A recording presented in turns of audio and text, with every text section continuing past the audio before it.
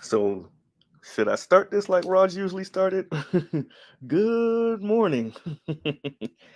What's going on, everybody? So we're starting.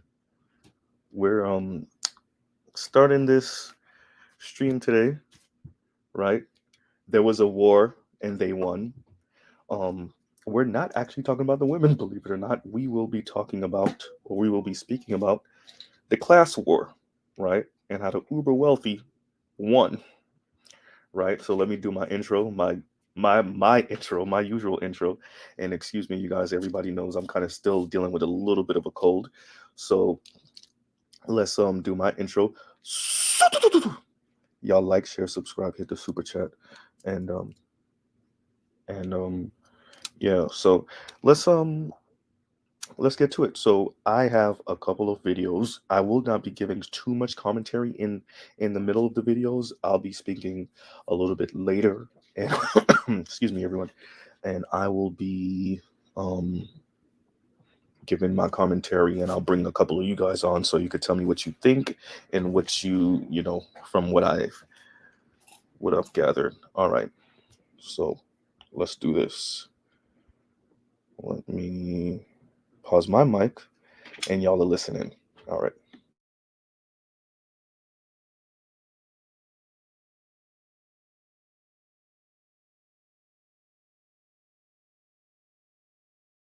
If I could remember how to do this, that would be great. Let's see.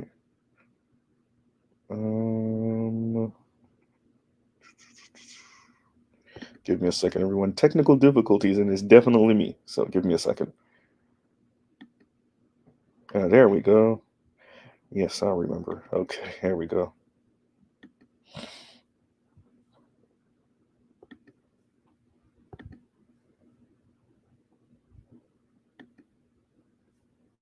All right. Oh, wow. Okay, so that was slowed down. Okay, that's what I was looking for. All right. Corporate takeover of American politics started with a man. Let's bring that back. The corporate takeover of American politics started with a man and a memo you probably never heard of. In 1971, the U.S. Chamber of Commerce asked Lewis Powell, a corporate attorney who'd go on to become a Supreme Court justice, to draft a memo on the state of the country. Powell's memo argued that the American economic system was under broad attack from consumer, labor, and environmental groups.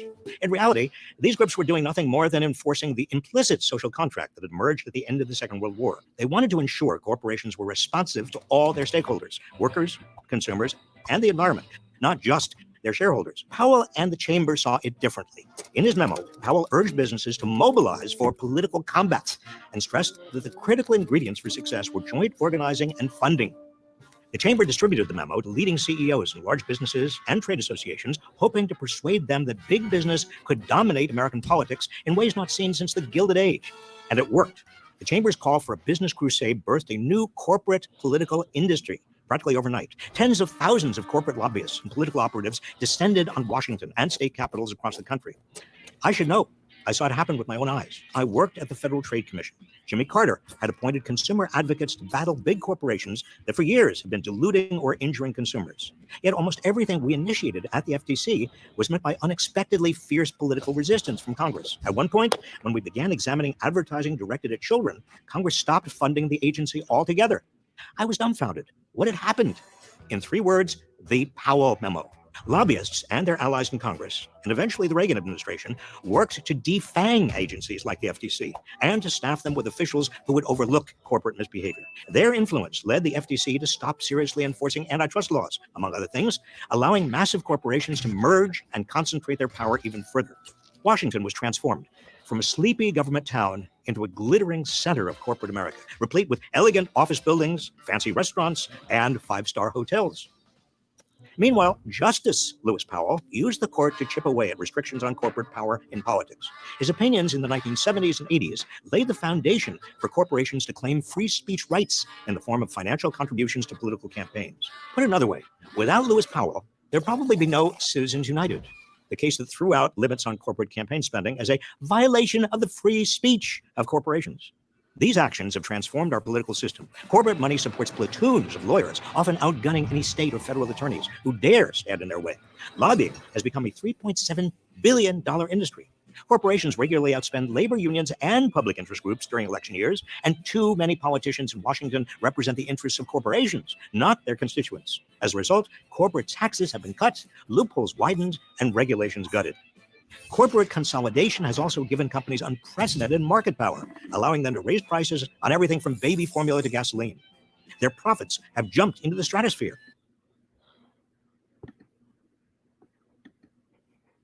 So what did y'all think about that?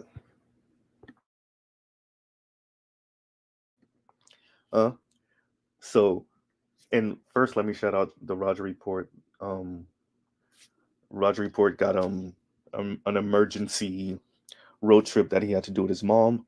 So he handed it off to me, and thank you very much to Raj. And so I took over for this morning, and once again, thank you to the Roger Report. So, for those of you that don't know, Robert Reich was part of Ford's administration, President Gerald Ford's administration, and Jimmy Carter's administration as Secretary of Labor, if I'm not mistaken, right? And he also advised President Bill Clinton. So, Robert Reich isn't a no one, right? And like he said, he was there to see it. And so when him and others would push forward, and if y'all hear me kind of holding back a cough, that's because I'm holding back a cough. So, and once again, thank you, Oliver the Gray, for the super chat. Merry Christmas and Merry Christmas from Pinky and right. So give me a second, everyone. Let's have that, and let me get my cough out real quick. Give me a second.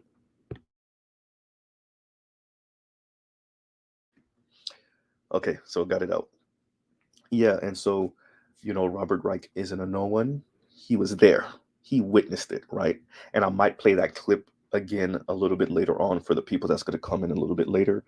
But yeah, it's that serious. And so that's why my title is There Was a War and They Won. So there was a class war. Sometimes we watch television, we watch news, and you'll hear, oh, this is class warfare. No, it already started, and your working class, your everyday American already lost, right? They're already lost. Now, maybe we lost a battle, maybe not so much a war, now that I think about it, right?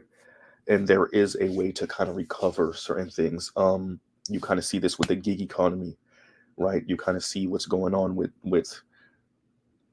this kind of consolidation of corporations, the killing of unions.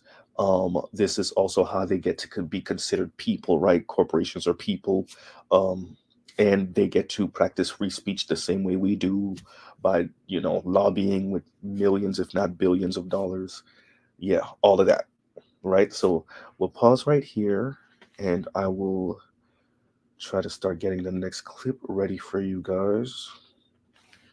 And yeah. So this next clip is a little bit longer. As a matter of fact, do I really want to play that one right now? Huh. Yeah, you know what? The next clip isn't. Yeah, we'll play the next clip for a little while, and it's actually around the same time actually. So let's get that ready. Yep. All right. So yeah. So once again, today we're going to be talking about class, because I think these things exacerbate already issues within the Black community, amongst Black men, Black women. So the back and forth gender war doesn't exist in a vacuum, right? And excuse me, everyone, it doesn't exist in a vacuum. And these things exacerbate them, right? So we already had our own issues and our own problems, but now with this kind of neoliberal order, corporatization of everything, financialization of everything, it just exacerbated problems that already existed, right? And that might have gotten worse within themselves, but this kind of market-based everything just made it worse. And many of you have heard me say that on different channels, even my own channel, but now I'm kind of backing it up. Like, we literally had a former labor secretary tell you what went on, right? So, and yeah, so we're going to get the next video ready, and Here we go. All right, I'm going to pause myself while I play this.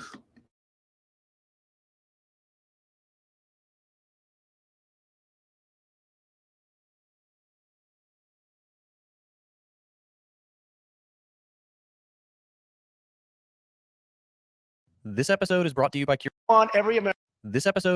Curiosity Stream. Get free access to Nebula, the ad-free, creator-controlled streaming service, when you sign up for Curiosity Stream at the link below. We want every American to know the dignity of a hard day's work. We can lift our citizens from welfare to work, from dependence to independence. This is Hard Work U, where they really do work really hard. They love our country, they love faith, they love values, and they love working hard. It's indicative of a problem in our culture where we've started to sideline this notion of personal responsibility. Yes. And personal responsibility, as a foundation of our culture, it's important because it leads to empowerment. It gives us the agency to control our own destiny. If a young person believes that the climate, the global warming problem on the climate is something that needs to be tackled quickly, and they can't wait until they grow up and become prime ministers to do it, do you think collective responsibility overrides individual responsibility in a huge issue like that? No. Have you ever been told to pull yourself up by your bootstraps? Ever heard someone chastise the poor for making bad decisions, or praise the rich for making good ones? How many times have you heard someone assert that the US is the best country on earth because of our individual freedom? These are all part of the same phenomenon, and while present in some cultures outside the US, the mindset is particularly intense here. In this episode, we're going to take a brief look at individualism, and consider why it's a deeply flawed worldview. Individualism is in the air we breathe. We watch movies about individual heroes saving the day. We're taught that history is made by individual great men, and we read think pieces about how individuals in poverty make good or bad choices. Because this ideology is so universally accepted, it has earned the label of common sense. Even suggesting that individuals may not be primarily, much less entirely, responsible for their circumstances is cause for mockery and dismissal. To blame structures or systems or society is seen as childish weakness, as an attempt to shield yourself or others from accountability. The trouble is that individualism is an utterly absurd way of explaining the world.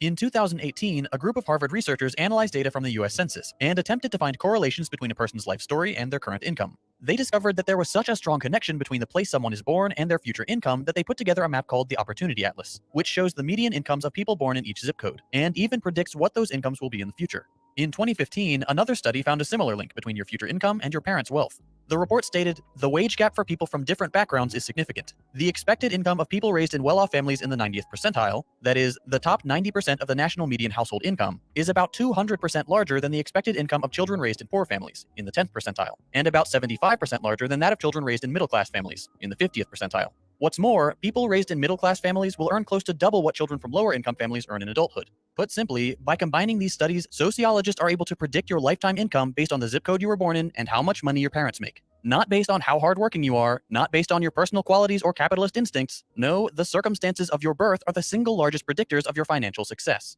If everyone truly were entirely or even mostly in control of their destiny, if the myth of individualism were true, how could that be possible? The ridiculous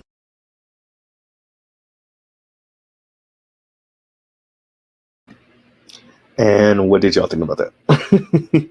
Right. So once again, like, share, subscribe, hit the super chat. And so what we're talking about is kind of the ravages of this current system, right? This is not me necessarily pushing a worldview. It is me talking about kind of the background noise of what's going on in the Black community, also what's going on in the country and in the Western society.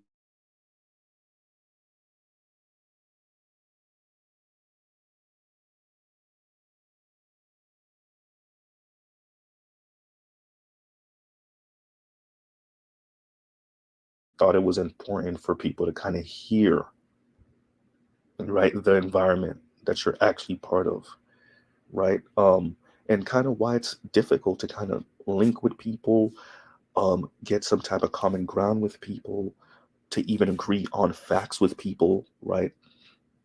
I actually might want to play a clip about that also, right? The concept of alternative facts comes to mind, right? So let's get another clip ready right now.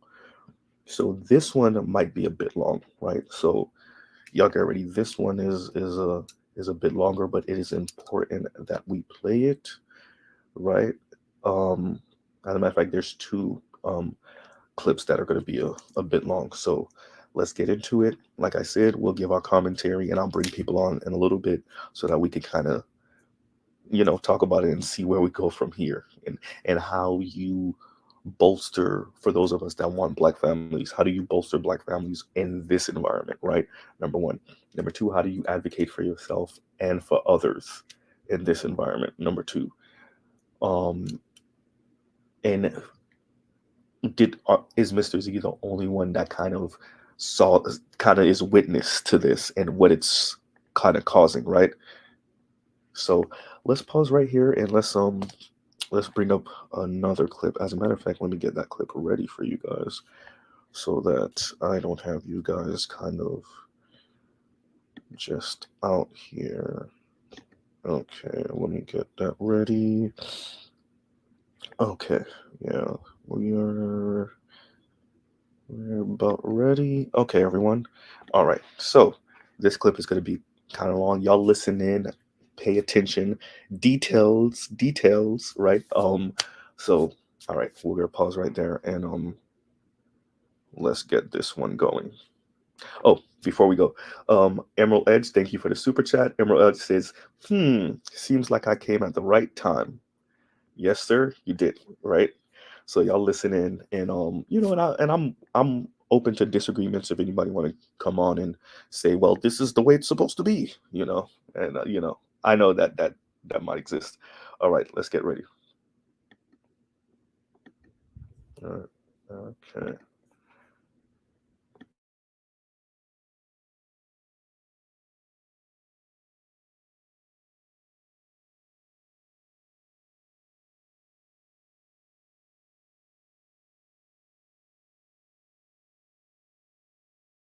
which it didn't apparently do before, we do not hesitate to promote the concepts of efficiency, competition, and high performance. And the first part of the program, where they make their acceptance of generalized competition clear. Product market competition and open trade is essential to stimulate productivity and growth. Whatever difference there is in rhetoric between so-called right and left neoliberals, as well as between them and the original theorists, they all simply justify similar ends in different ways. As Dardot and Laval wrote, the modern left's policy is to help individuals to help themselves. That is, to cope in a general competition that itself goes unquestioned. This is conveyed in its discourse by the reintroduction of categories peculiar to the competitive representation of the social bond: human capital, equality of opportunity, individual responsibility, and so forth, at the expense of an alternative conception of the social bond based on greater solidarity and objectives of real equality. Social democratic supporters of the third way no longer defend the idea that the citizen must be protected by the state. Instead, their goal is to create the conditions enabling individuals to reach a higher standard of living through their own efforts. The effect of this near all-encompassing centering of competition, a consensus for which is still shared across nearly the entire mainstream political spectrum, was not simply material. It fundamentally changed the way that practically every individual, every family, every institution, every enterprise, every government department, every politician, etc., conceives of themselves and governs themselves. The exact sort of shift that the original neoliberal theorists and that Thatcher herself made no secret of seeking too. In 1988, she famously said that economics are the method, the object is to change the soul. I don't mean to imply that there's some sort of conspiracy at play here. Most every political ideology seeks to change the way that people and institutions relate to themselves and others. What makes neoliberalism unique is the incredible degree to which it has succeeded and the speed at which it has done so, to the point that even its professed opponents often cannot escape its logic, often justifying their goals with assurances that they do not pose a threat to market competition or that they would help to spur it, for example. I've gone over some examples of how neoliberalism changed the way that governments, politicians, social programs, and even businesses operate. But what about its effects on us as human beings? With the norm of competition so universalized, our governments doing everything they possibly can to instill it in every sphere, it's inevitable that this would affect individuals too, thus both directly through initiatives like the aforementioned state programs designed to integrate individuals into the market, and indirectly through our everyday interactions with the all-encompassing, globalized, competitive order. Our conduct has changed. Not only are we considered to be enterprises and human capital by the state, businesses, and other institutions, but we conceive of ourselves as such and act accordingly. We are now individuals or family units embroiled in an endless competition with one another. As Margaret Thatcher put it, there is no such thing as a society. There are individual men and women, and there are families. We are responsible for ourselves and only ourselves, and we can expect nothing from others but for them to seek to further their own self-interest, which often comes at the cost of our own, as they are little more than our competition. If we are to succeed, others must necessarily fail. We are thus endlessly seeking to improve our human capital to enhance our competitiveness, to ensure that we're ready for any eventuality and able to take on as much risk as possible, just as businesses do. What we choose to study, or whether we choose to study at all, whether we are productive with our free time, whether we choose to get insurance or not, what types of insurance or companies and plans that we go with, what jobs we apply to, what job offers we take, when to leave a job, what eventualities we prepare for or don't. All of these are now not just decisions in one's personal life, but calculated risks that we take as enterprises in the society of the competitive market. As Dardo and Laval put it, the figure of the citizen invested with a directly collective responsibility is gradually erased from the scene, giving way to entrepreneurial man. The latter is not only the sovereign consumer of neoliberal rhetoric, but the subject to which society owes nothing, the one who does not get something for nothing, and must work to earn more, to adopt some of the cliches of the new mode of government. The referent of state action is no longer the subject of rights, but a self-enterprising actor who enters into the most diverse private contracts with other self-enterprising actors. The enterprise is promoted to the rank of model of subjectification. Everyone is an enterprise to be managed and a capital to be made to bear fruit. This explains how neoliberalism has been so enduring, despite its often spectacular economic failures. It has always been about far more than just economics. It has fundamentally altered all aspects of society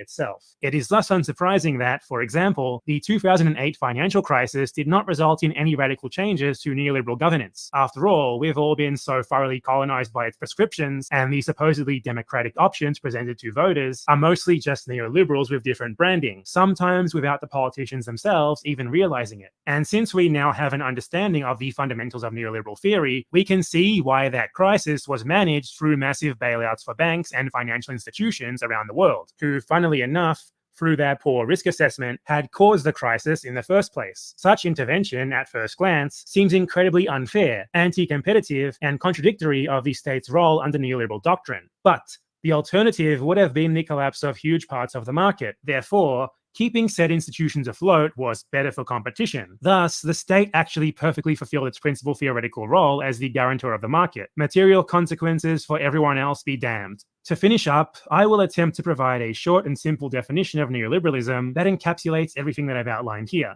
Neoliberalism is an ideology that emphasizes the primacy of competition above all else within a capitalist market framework, and which seeks to extend said norm to all aspects of society and all actors within it. The state has a central role implementing and guarding this framework, and should also subject itself to the norm of competition in its own actions. A neoliberal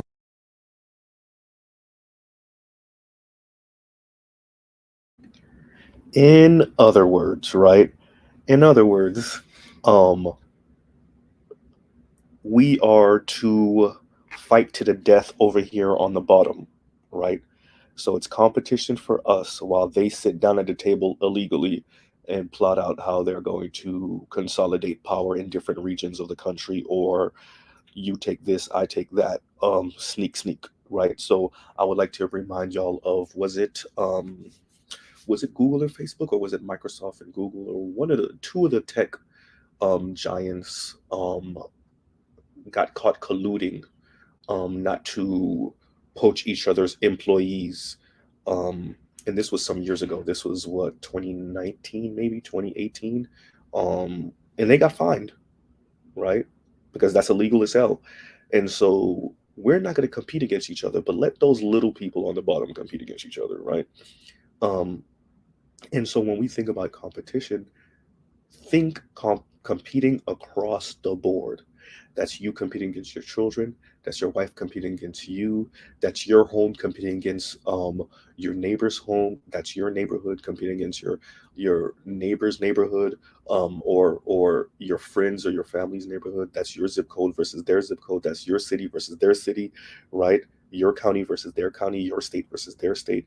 It is that serious, right?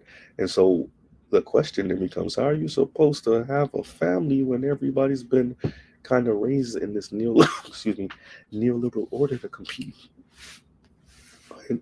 So like, that's something to think about. And I'm glad I see Hot Sauce in here, so I would love to get his his take on everything in a minute. Hot sauce, give me a minute. I'm going through some clips, and you're definitely welcome to come up when I'm done. Thank you very much. And so, let's yeah, so let's see, what clip are we playing next? As a matter of fact, I've played this before, but I want to play it again because I think it is important to get out. So one of my favorite angry British guys, let's play Mr. Adam Curtis, right? And let me get the video ready, yo. Give me a second, because when you click one button, it does its own thing. So we'll start it right there. Okay. All right, everybody, give me 1 second, and we're gonna play this real quick.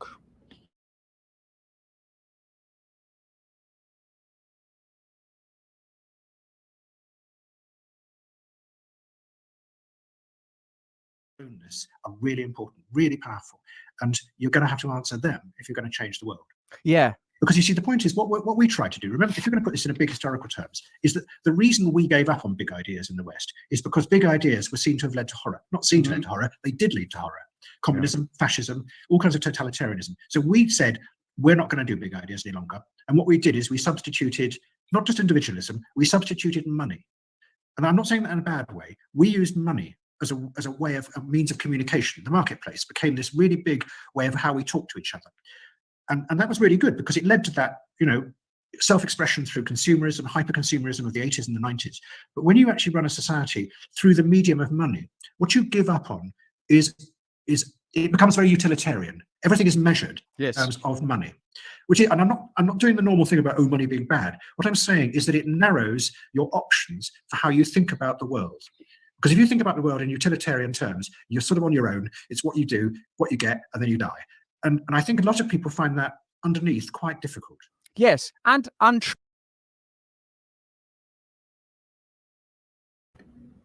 in other words, this is how they make their money, right? Sell you on you being a product, everyone else being a product, and it's all about money. You express yourself through money, which is good for me, the uber wealthy people who have stuff to sell you, right? I know some of us have been having the conversation lately of the news that came from Morgan Stanley, that young people under the age of 30 are staying at home with their parents more and more because they can't afford homes or apartments, and so now they're spending more and more of their money on luxury goods. And the reason why they're not able to afford homes is because you have BlackRock and companies like BlackRock and their ilk buying up all the homes and keeping it on the renters market. Hegelian dialectic, everyone. For those of you that don't know, it's problem, reaction, solution, right? So if I want to go left, but I know you won't let me go left, I'll present you with a problem, right? And then you react to it, and I have the solution, and the solution is to go left, right? So I put you in this compromised position where you would know, in no other circumstance would you say, yeah, Z, go left, right? But you would always ask me to go right or go straight. Now that we have a problem, now you're considering going left, right? Problem, reaction, solution. So, with Mr. Z putting on his tinfoil hat, I think this was the plan since the beginning, right? So we're gonna pause right here. Y'all let me know what y'all think. Like, share, subscribe, hit the super chat. And I will be moving on to the next clip in a minute. While I was talking to y'all, I should have got that ready. And as a matter of fact, yeah, it is just about, yeah, there we go. All right, so the next clip is about ready, and we'll play right now. Okay, let's get it ready. All right, everyone.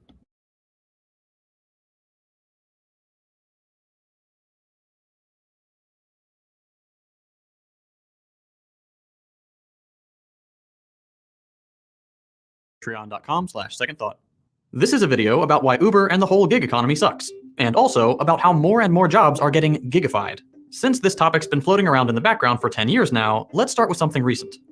72% of drivers in the US are saying that one of the considerations of their signing up to drive on Uber was actually inflation. Life is getting more expensive. They need to pay extra for their groceries. So on the supply side, we may be actually benefiting from the inflationary environment. I want to dig into The clip I just played is a delicious little treat.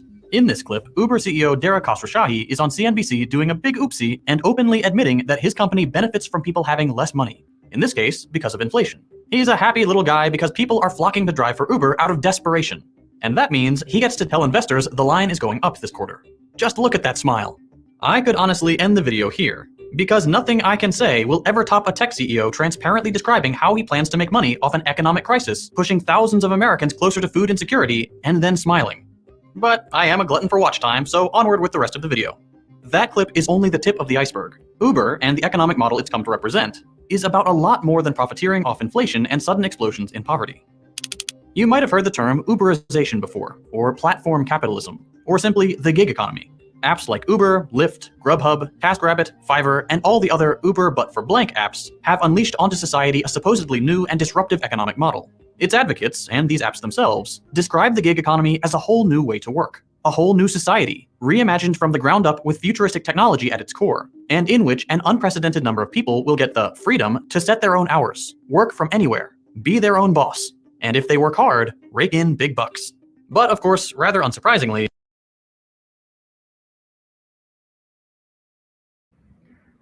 What do we think? What do we think? So,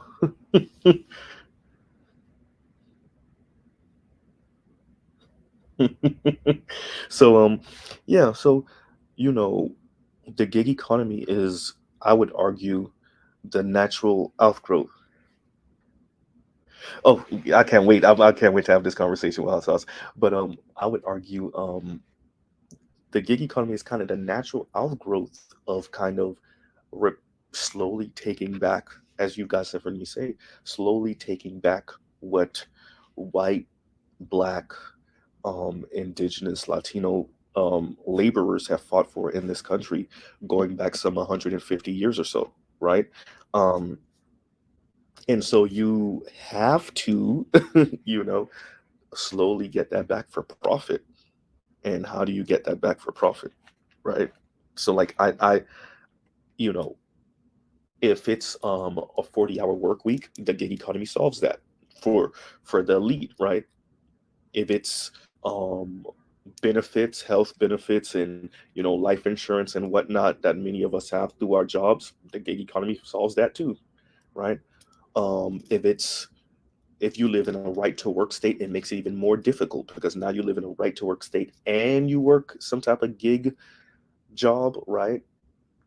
And by the way, remember, private contractor, so you're not afforded certain air quotes rights under these type of things. So, you know, and I think that once again exacerbates that tenuous position, right? Exacerbates because families need stability and they also bring stability. And so if the husband is working his regular 40 and he needs more money and then he does gig and then the wife is also doing some gig work also on the side, that's not a comfortable life, and that definitely doesn't denote any type of stability, right? And how do you maintain a marriage and a relationship and potentially have children and raise stable children in an unstable world? And we know it's not stable, it's never been, right? But at least the current kind of standard of life that we have right now, it's gotten all it with the gig economy, with, like I said, the atomization of people, of individuals, pushing hyper individualism and consumerism as a way to cope and judge yourself, right? By the nice things that you can buy, by the products you can consume, and their labels and their status. And your status rises with the status of the products that you can buy, right? And you can show off. So, so there's that also. And yeah, I think I have one more actually it's maybe two more. But yeah, so let's get this next one ready. Y'all like, share, subscribe, hit the super chat. And we're going to get the next Next one ready. This one is pretty long, so I am going to hopefully you guys can bear with. This is a pretty long clip. Just listening, I know some of you are at work right now, so just listening, and for those of us that can actually maybe comment, y'all definitely comment while this is going on, and disagree like hot sauce. Don't worry, you definitely coming up.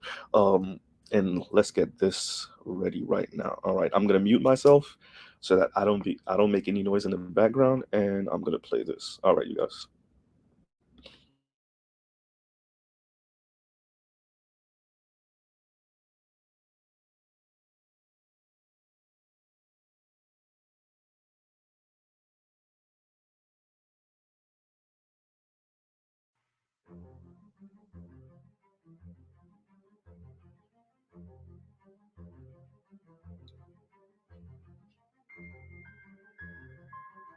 The Powell Memorandum was a corporate call to arms that would mobilize the capitalist forces against the general population.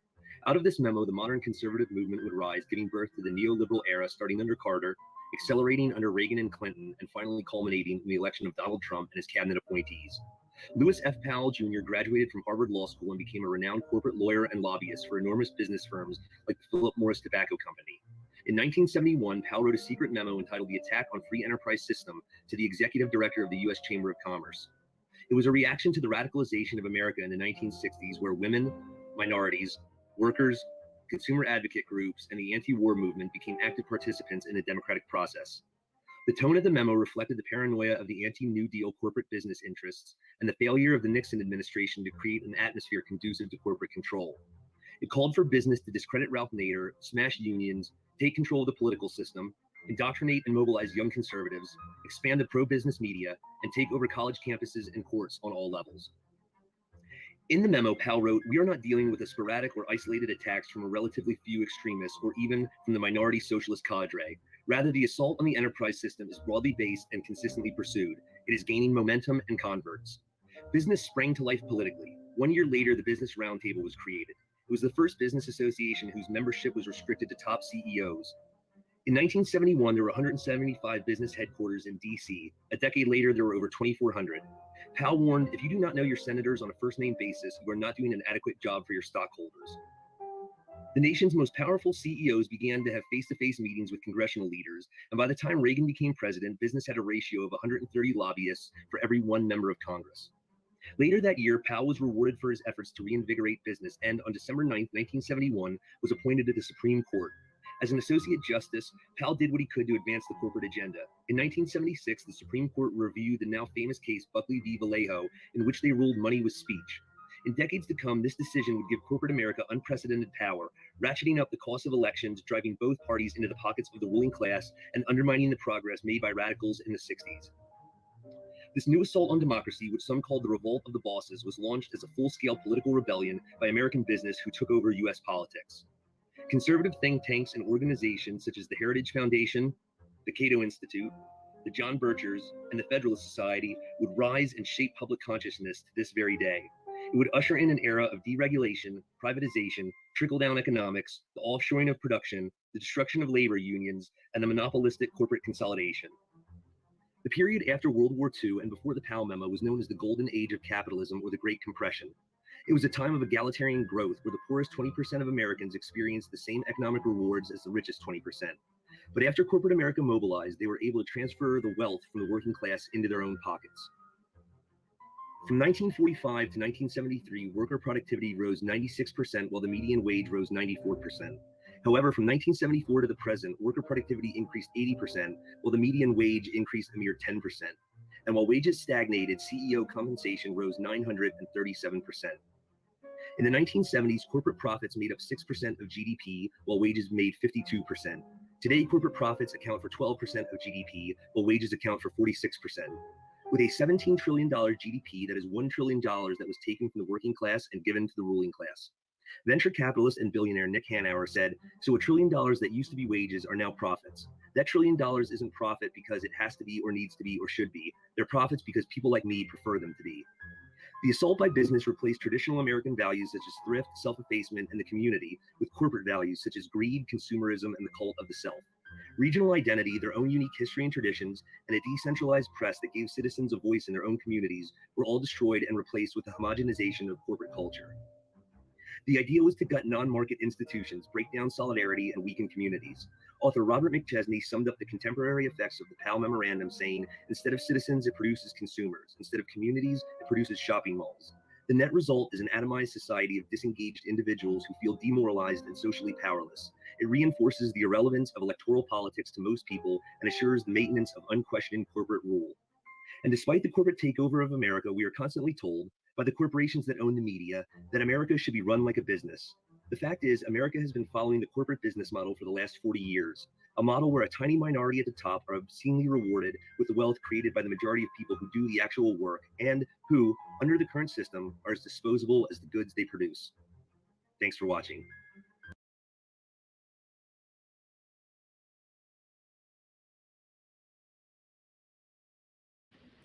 All right. We're back.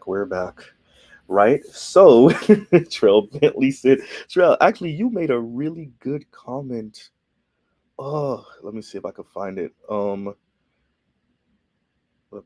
let's see this one. So Trell says, was talking to my young cousin yesterday. He's in college studying to do social work. While admirable, I told him, so you're planning to be broke? Trell. And that goes to the financialization of everything. So if it doesn't make a profit, do we just throw it to the side? And I'm glad you actually, said that, Trell, because is there anything that's not too sacred where maybe it shouldn't have a price tag, or maybe these people's the work they do, although maybe not on the front end something beneficial financially, but they're doing something that's better for society, so maybe they should be compensated in that way? Because what you said to your cousin is 100% true, right?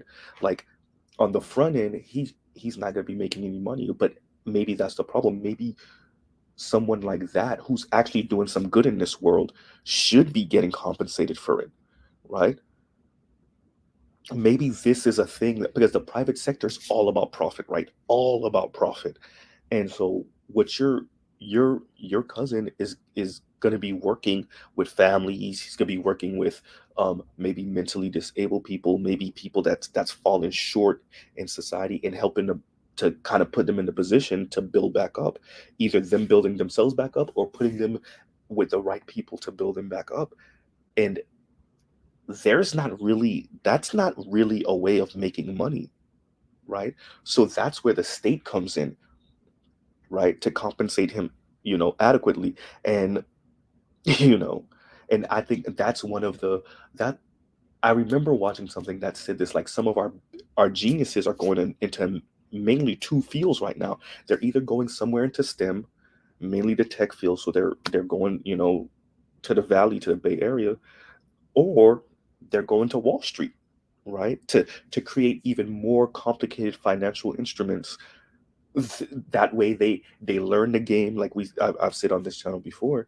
They learn the game, they find some loophole, they create something that makes this financialization even more complicated. They find a way to become a billionaire practically, overnight, and then, or worth hundreds of millions of dollars overnight, and then they're out the door, right? And I think that excuse me, what your cousin is engaging in, yeah, like you said, admirable, but man, like, once again, is there anything that should be sacred, and that, like, we compensate that person because they're doing something that's great excuse me, that may not, once again, be all about the money, but that's greater than the money. And what we're seeing is maybe not right, maybe not. And I think that's a travesty, to be honest with you. I think that's a bit of a travesty. So I played this clip earlier, right? Oh, let me say this one more time, because I said it earlier. So shout out to the Roger Report. The Roger Report right now, he's emergency road trip with his mom. So he kind of handed this over to me. Thank you, Raj. and I'm going to play one more clip, which I played already, but I'm gonna play a portion of it again, and then I'm gonna open up the chat for us to speak. All right, so let's do this. Let me get this ready. Let me mute myself. Oh, before we do that, let's read Big Kev's comment. This is also why communism is so heavily pushed. They can't be at the top and pull the ladder up, up. Excuse me, ladder from up behind them under the guise of equality. Yep. Let's put your comment up. So you know what's interesting, Trell? And so I've had back and forth with brothers in this space before, and I've said it before, and that's kind of where you're going with it, which is like, you know, the reason why so many young people are kind of playing with socialism of all things and are Bernie bros is because they were witness to their parents losing homes, right? They've especially for millennials, we can tell them to pull themselves up by their bootstraps as much as we want, right? Bootstraps, bootstraps, bootstraps, and stop spending, $30 on avocado toast for breakfast. We can tell them that as much as we want.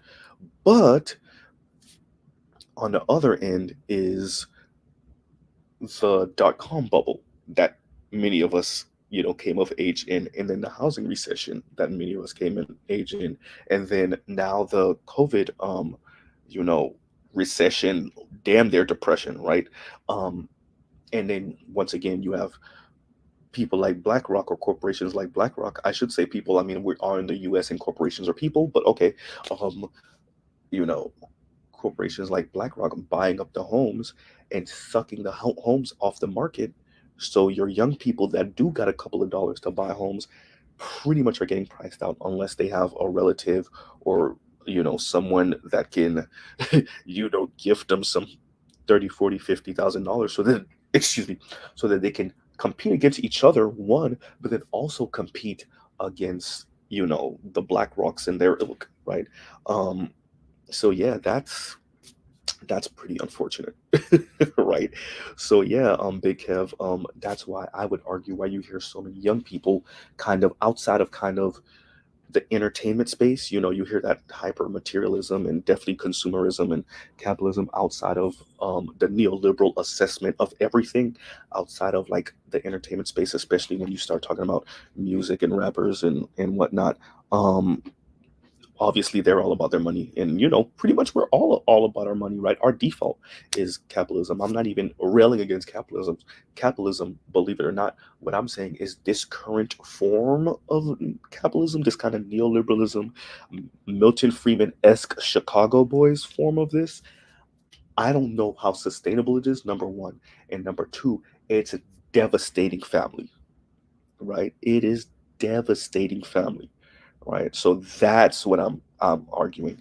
Um, and what it will, because if you're financializing everything, right, and we're getting into these near monopolies for everything, how do we not think that that's also going to apply to families and relationships and marriage and childbearing, right? So Mr. Z brings it up to y'all all the time. American Enterprise Institute, 26% of poor Americans are married, 39% of middle class Americans, and 56% of upper middle class and above. Now, do we think that it's because poor Americans lack that much concept of structure, right? Do we think that there's a character flaw amongst poor Americans and even middle class Americans? Or is it that under this particular financial regime, they got priced out? Right? Because there are roles to play in a marriage, right? And if you got priced out of playing your role, particularly for the husband, how is this supposed to work exactly? Right? So neoliberalism dictates that the best of the best of the best, sir, all the way at the top. So when you hear Mr. Z kind of take jabs and tell people, hey, just say you're for polygamy, that's kind of where I'm going with it. Because the system kind of is dictating this. And let me play this for you guys real quick. And I will pause right here and give me a second, everyone. Let me mute myself.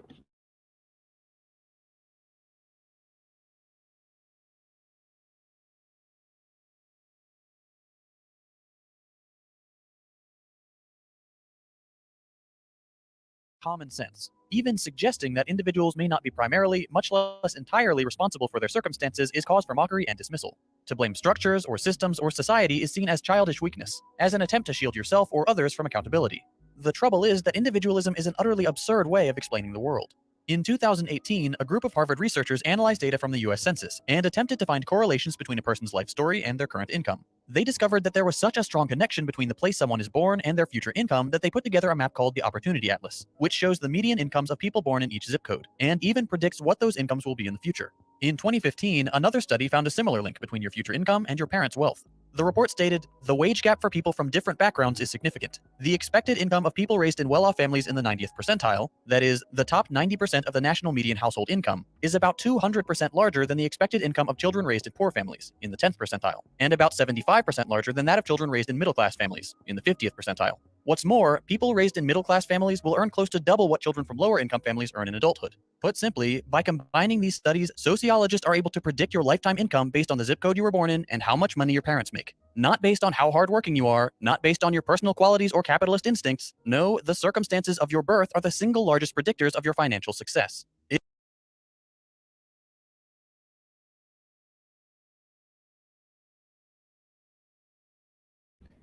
So when people advocate for meritocracy, which if that was, but I don't even know how that would work, especially when you consider that some of us do get a couple of dollars from parents and relatives, and yet we're asking another person who actually might be bolstering their parents and relatives, right?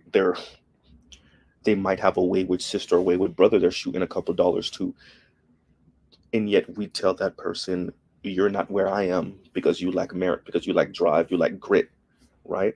So that's kind of where we are, I would argue, this kind of back and forth between advocating for rugged individuality and personal responsibility, and then actually acknowledging how the system is kind of flawed and how it's screwing over certain people. And I think this is once again exacerbating the relationship between men and women in America, particularly black men and black women in America, right?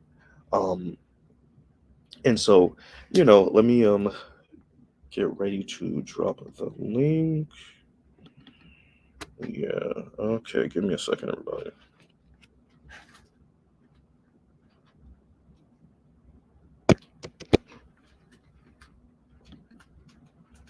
All right, random. Okay. I'm gonna do this right. Yeah, so give me 1 second.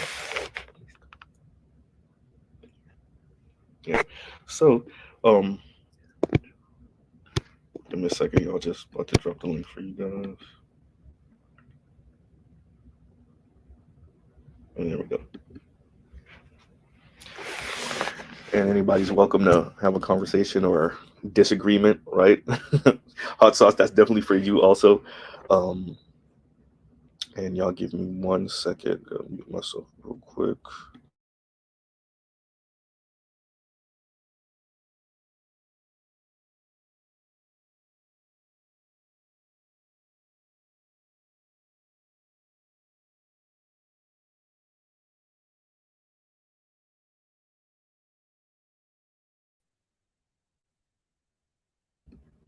AB, what's going on, AB? Hey, what's going on, Mr. Z?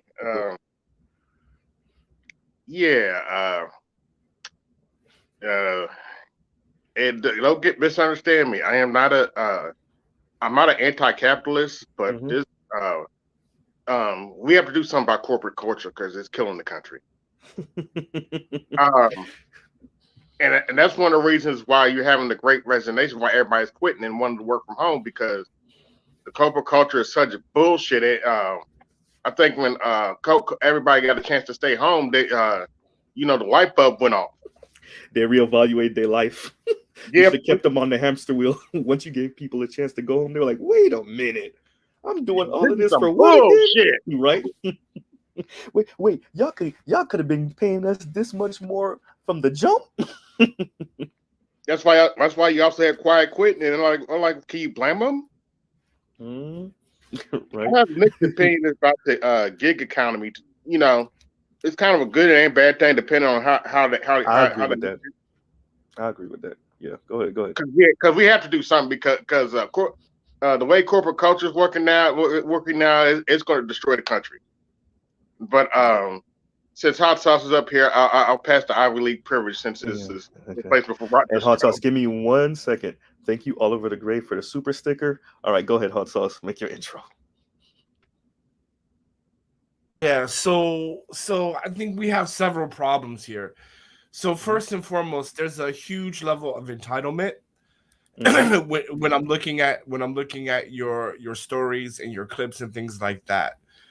And I'm gonna break it down because you put so many different clips that it's quite difficult to space and Sparse out. parcel Okay, go ahead. space and parcel where what You got goes to time. You what. got time. So I ain't gonna stress you off. I'm gonna address the mating strategy and how the corporate environment dictates mating strategy.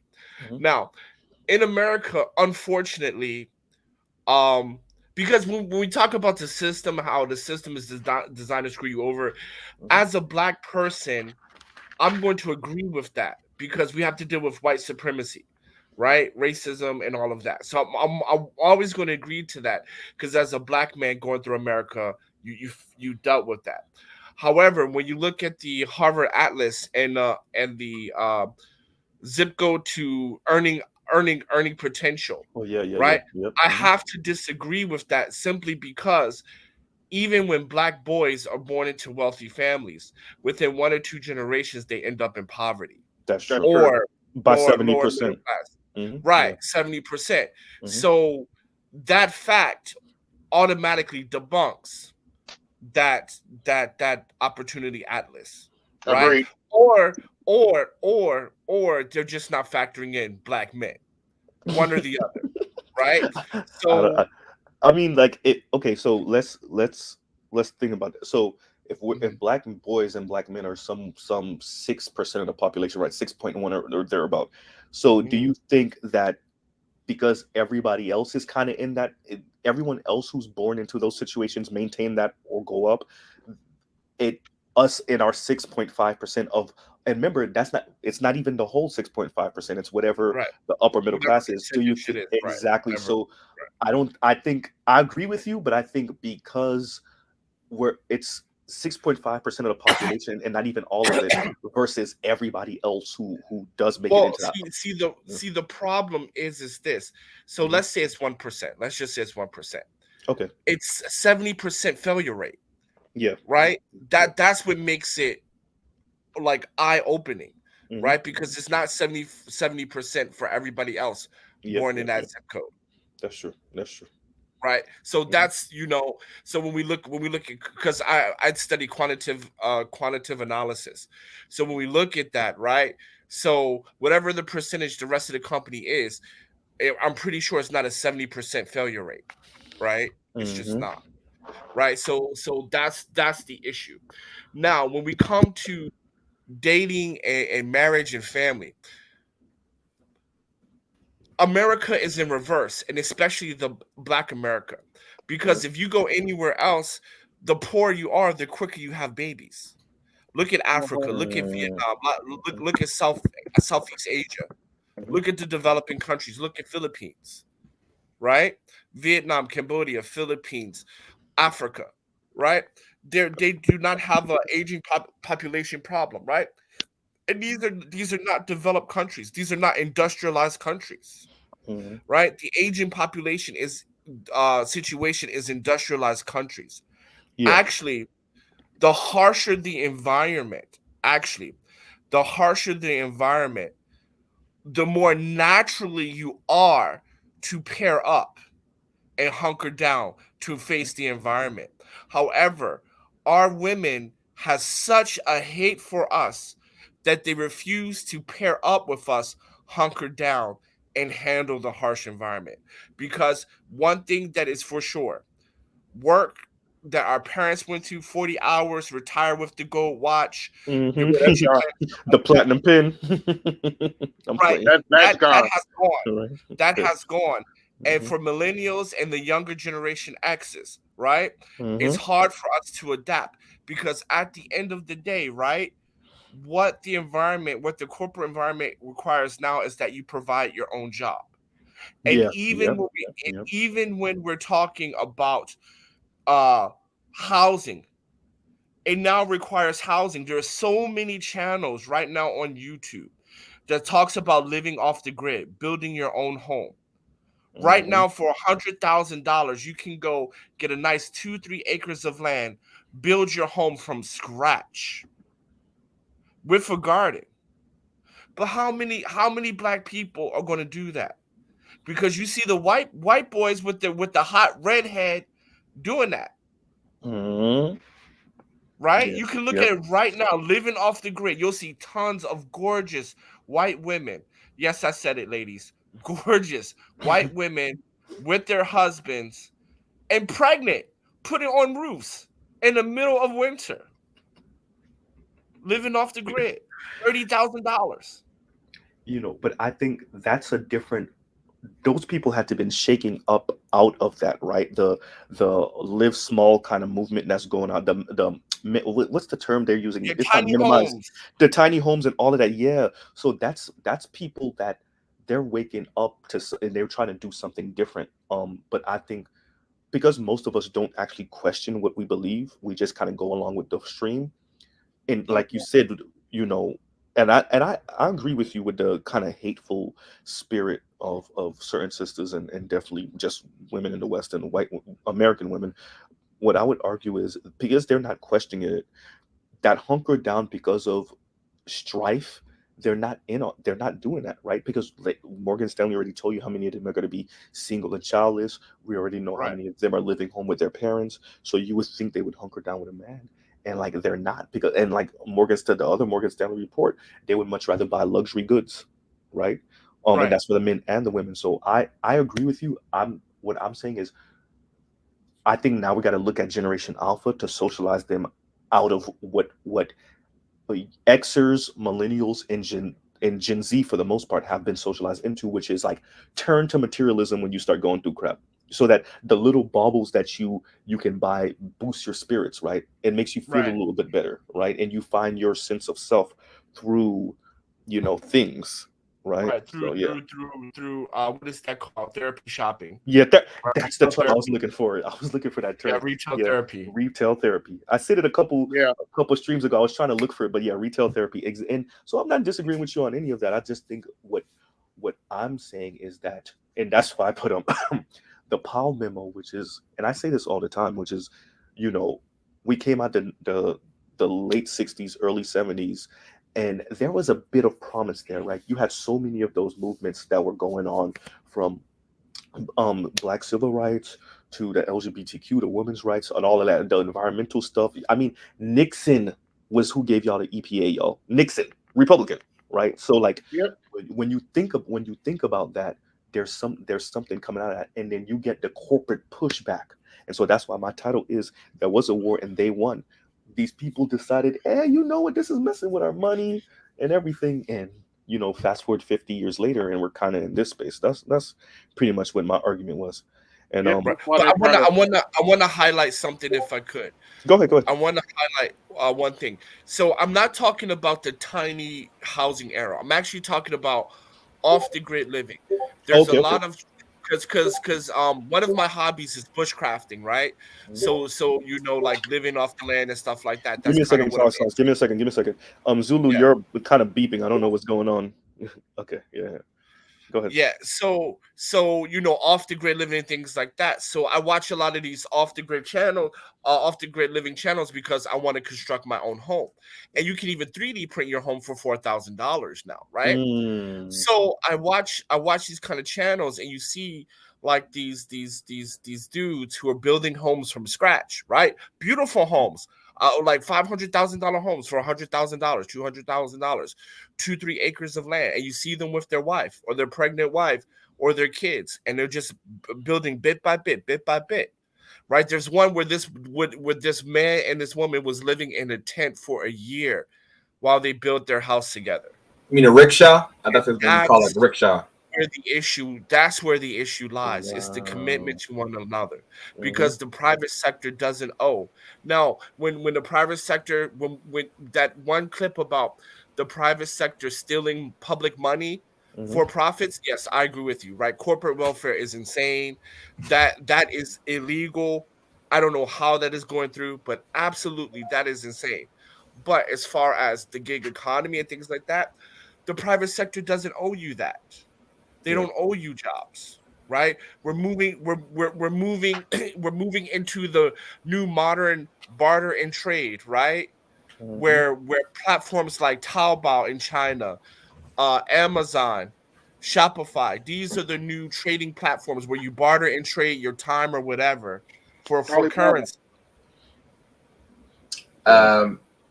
I was gonna say one thing. Like for me, I live out here in Georgia, right? And I was lucky enough to be willed a house from my mom, right? So technically, I didn't have to necessarily go buy a house. I would just will one. Lucky bastard, you. Go ahead.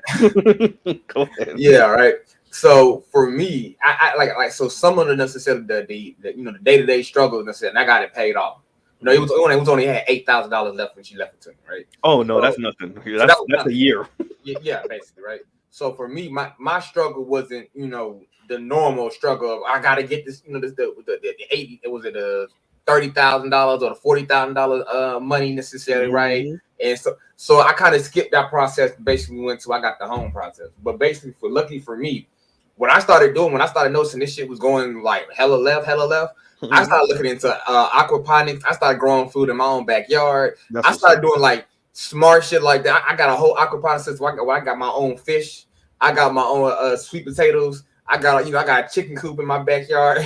I mean, shit, if that's what you got to do. Yeah.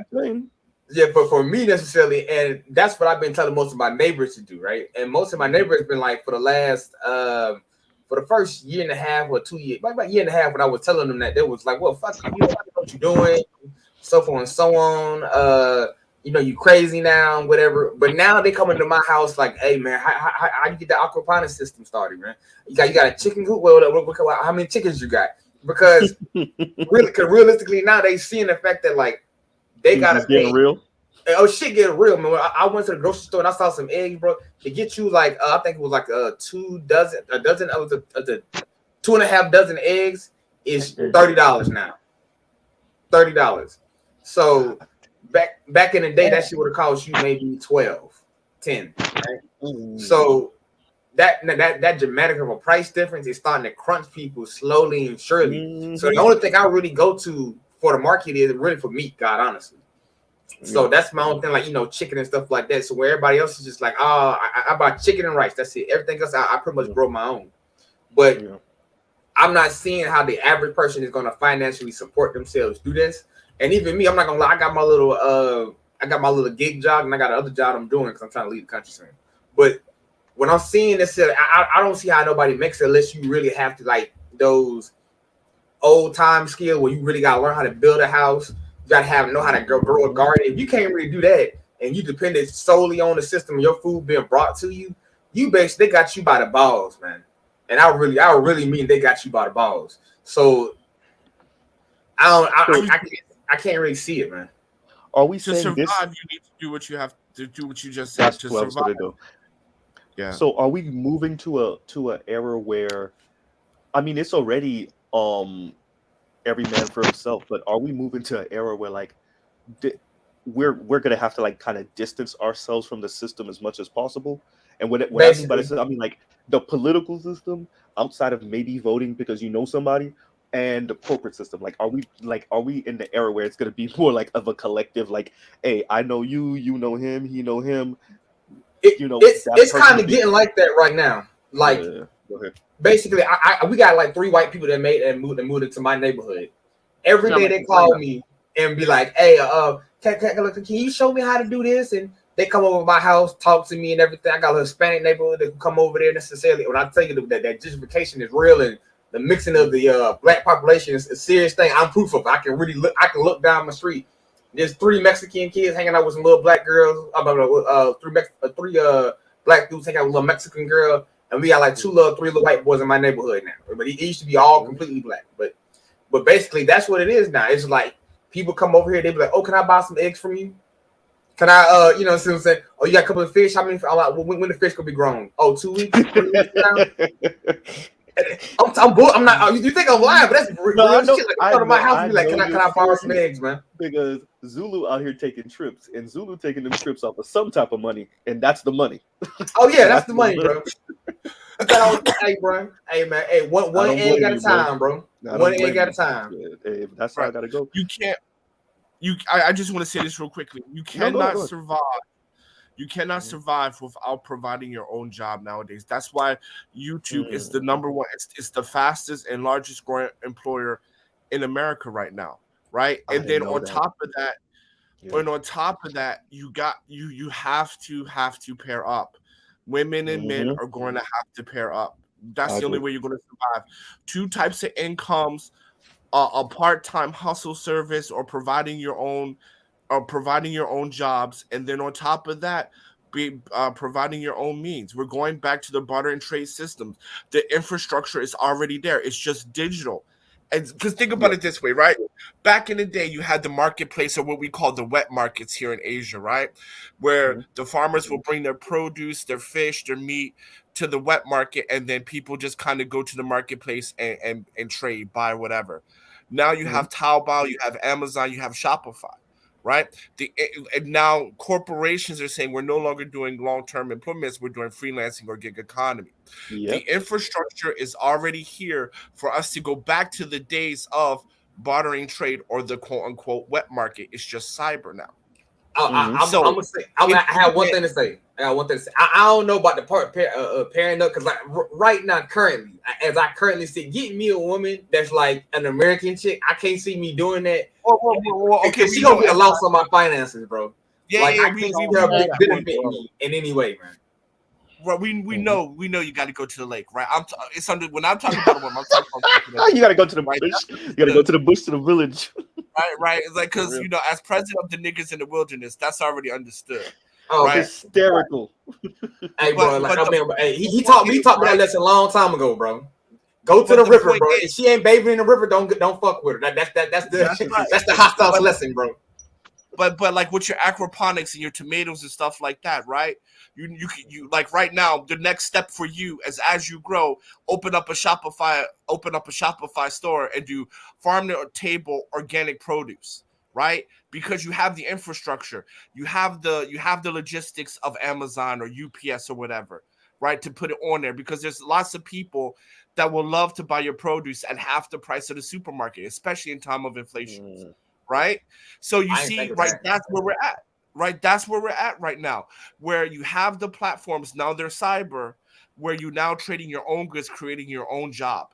And now if you have a woman, whichever woman works for you, now imagine you got an extra farm hand on there. Do you have children? Now you have two extra hands on the farm now. We get back to the agrarian times, bro. Cyber agrarians. Oh shit! Let me invite this person to talk real quick. MGTOW Cowboy, what's going on? Yes. Yes. Hello, gentlemen. How are we?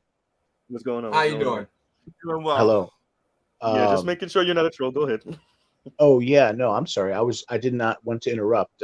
Besides, I was taking it all in.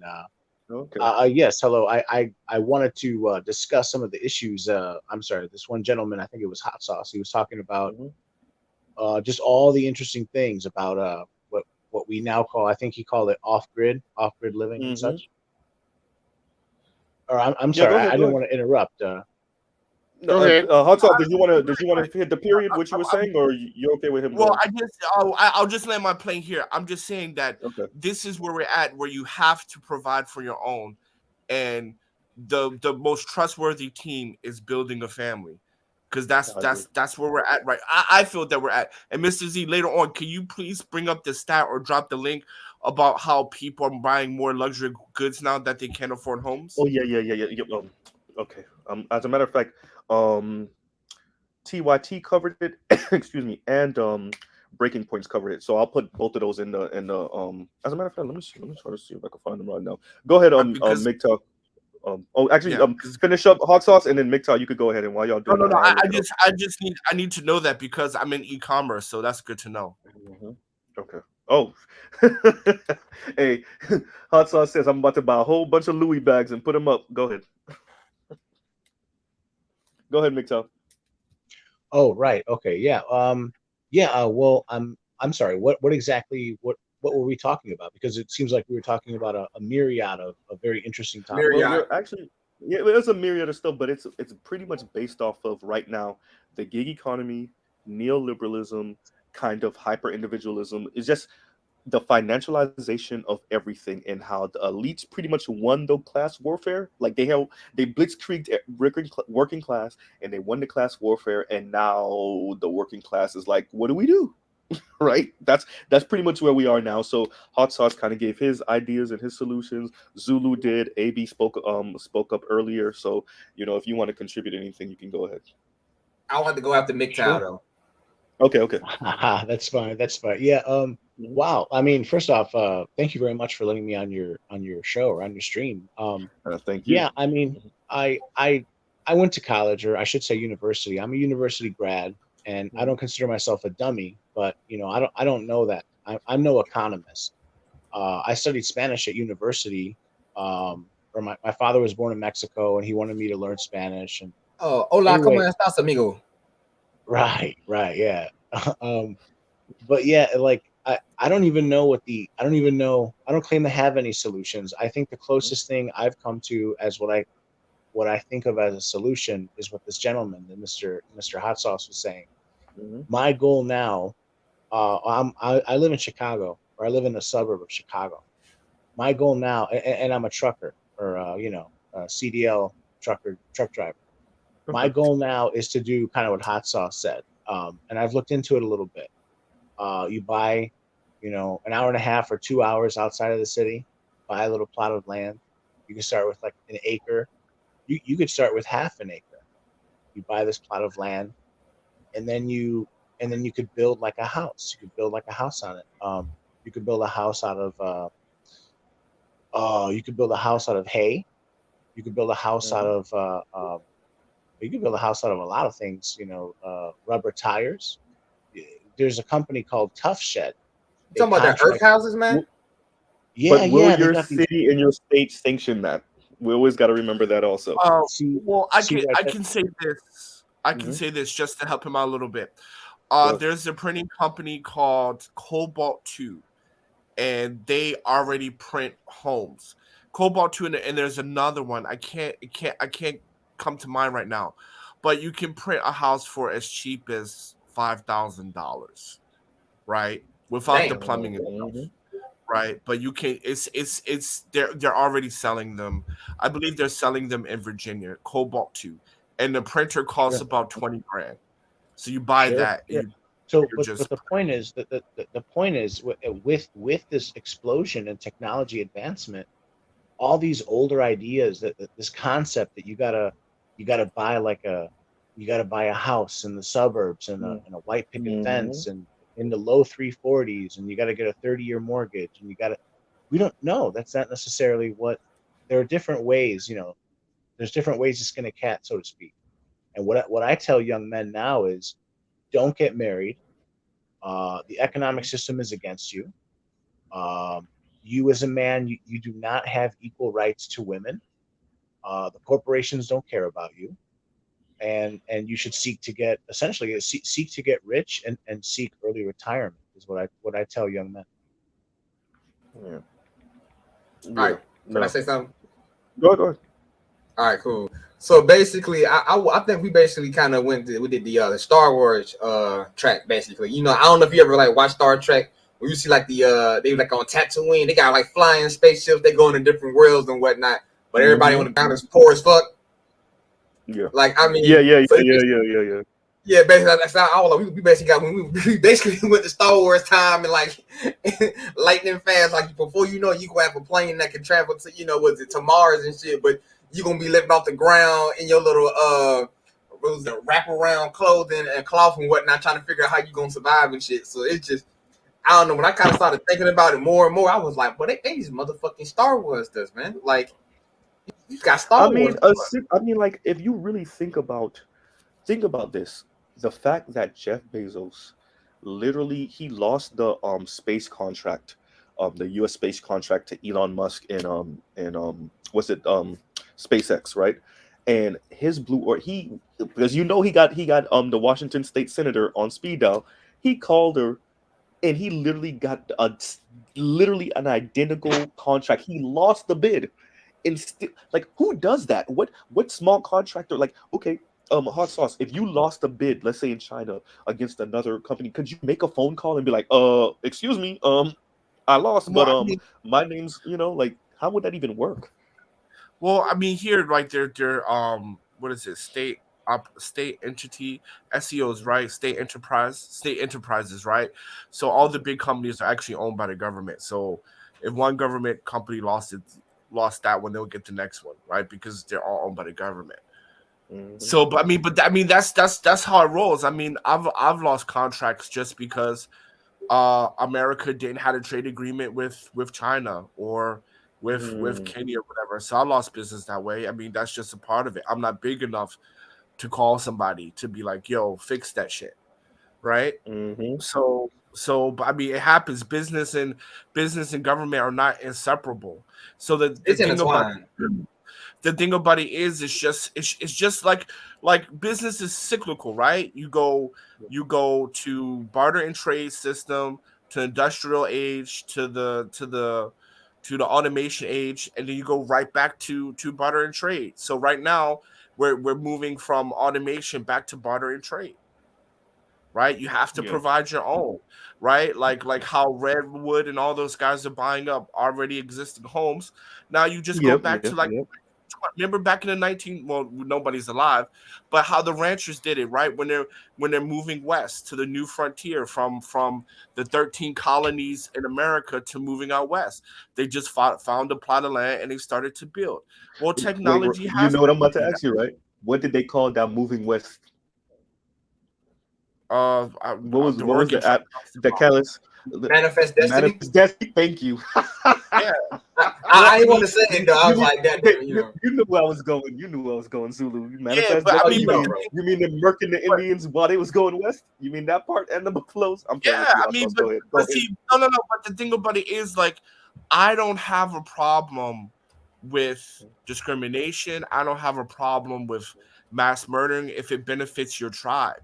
The problem with black people as a whole, y'all don't want to do that shit. We'll murder our own, but we won't murder someone else, right? For the benefit of the group. I don't have a problem with that, right? I don't have a problem kicking off a bunch of motherfuckers and then say, okay, this is hot sauce land. I have zero problem with that. Like, I'm for business. I'm for I'm for money. I have no problem with that. Be the best strip clubs in the world too. Yep, hot sauce have the best strip clubs in the world. I have zero problem with that. Oh man, it's gonna be called Hotland. It. Then we start to get into the conversation about then what does it really mean to be civil, and what does it really mean to be civilized, right? Because we're supposed to be, air quotes on the supposed to be, civilized, and so we don't do that anymore. I have a great definition. Civilized, where I treat my tribe good and decent while murdering the fuck out of people who ain't in my tribe. That is civilized. That sounds about right. Oh yeah, I was about to say, bro. Like, I think that's history, bro. That's exactly what it is. The thing about it is when are black people gonna learn that? When you get rid of the matriarchy, bro. That's when they figure it out. You know what? Yeah. Zulu's right. So we can learn that shit, right? That's why I'm pro getting that. I be telling folks, like, I don't know, like, they banned me off of goddamn Twitter recently. I was like, bro, you gotta get rid of the matriarchy. And it was like, fuck you, so. And they banned my ass. Oh, they permanently banned my ass, bro. It's like you mentioned matriarchy on Twitter, get a conversation going, bro. They will ban your account permanently. That's what I was like, oh, fuck. They was like, we got to get rid of your ass. By the way, Hot Sauce, I'll put the link in the box. I don't know if you saw it in the chat. If you want me to put it, I'll put it again. Oh, can you put it again, please? Yeah, because I need to study that. Now. Because like, there's a reason why the only property I earn is actually in Kenya. I don't own any property in America. And you know who else covered it? Damn, I'm not gonna say his name up here. I'll put it in the back chat because he covered it also. It was another it was one of the white manosphere guys. I'll put it in the back chat because he covered it also. Yeah, but I mean, but that's where we're at right now. And the thing about it is, it's just that it's because it's not going to get better, right? Like the government entitlements, the government benefits and biscuits, they're going to get is dwindling. It's going to get less and less because at the end of the day, the infrastructure no longer needs people, right? The infrastructure no longer needs people. Yeah. So as the infrastructure needs less and less people, it's going to do less and less for the people. Yeah. Right. So you have to take your own destiny into your own hands. And when we look at it, and that's why the Black community is so backwards, because normally you look at it, the sign of poverty is when people have lots of kids, right? It's actually the rich who have less kids. But in America, it's different, right?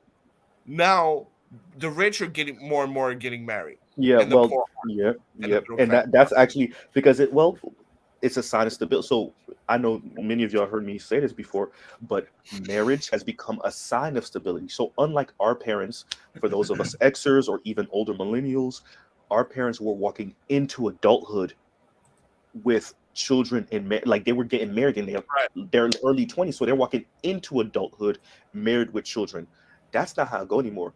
Marriage and children is at the finish line of adulting, and I would argue most of us, especially for men, we're not going to hit that financial number, whatever the number is for stability. We're not going to hit it, and that's what I'm saying, because we've adopted whatever this financialization view. Some economists decided how marriage and love should work, and so we agreed with them tacitly.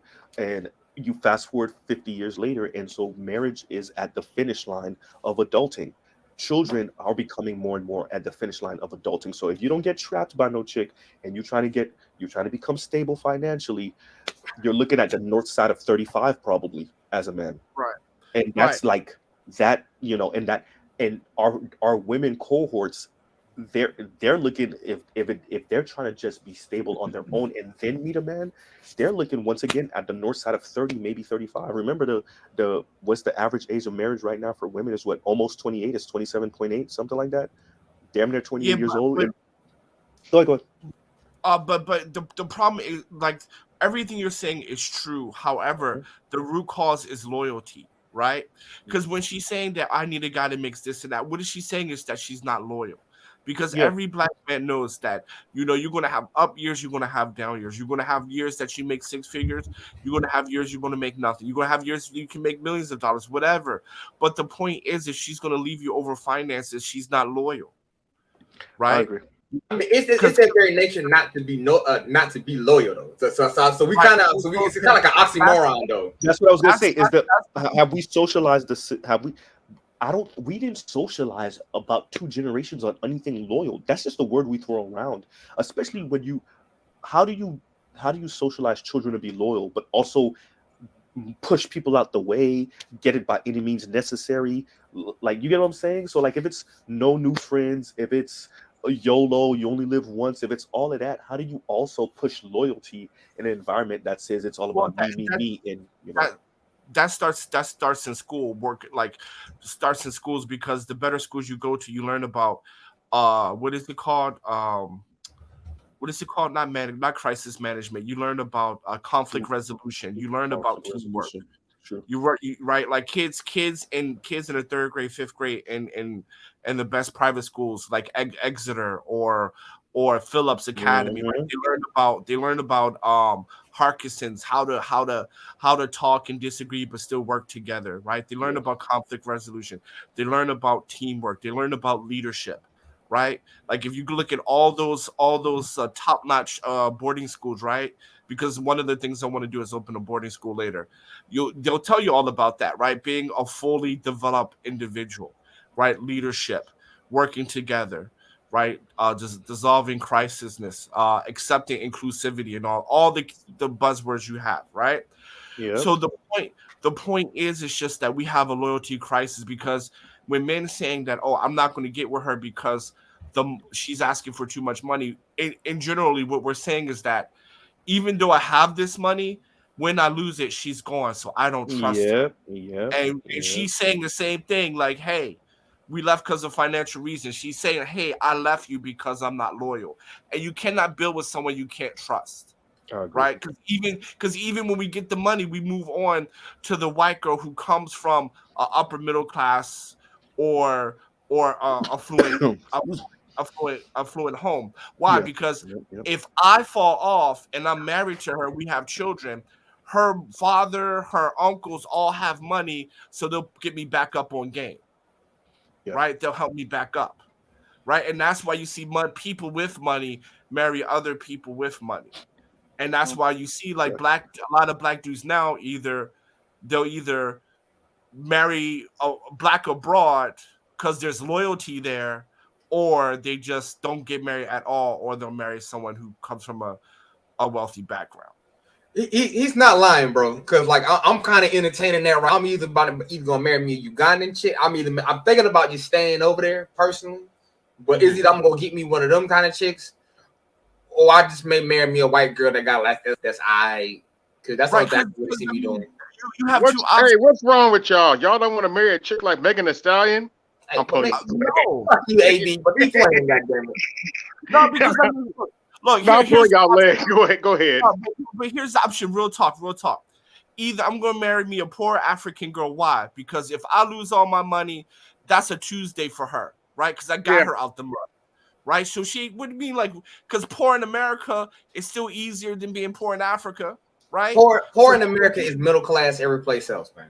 Exactly, right? So she used to it. Cool. So she gonna stick with me. Or I'm going to go marry a white girl who comes from an upper middle class family. Why?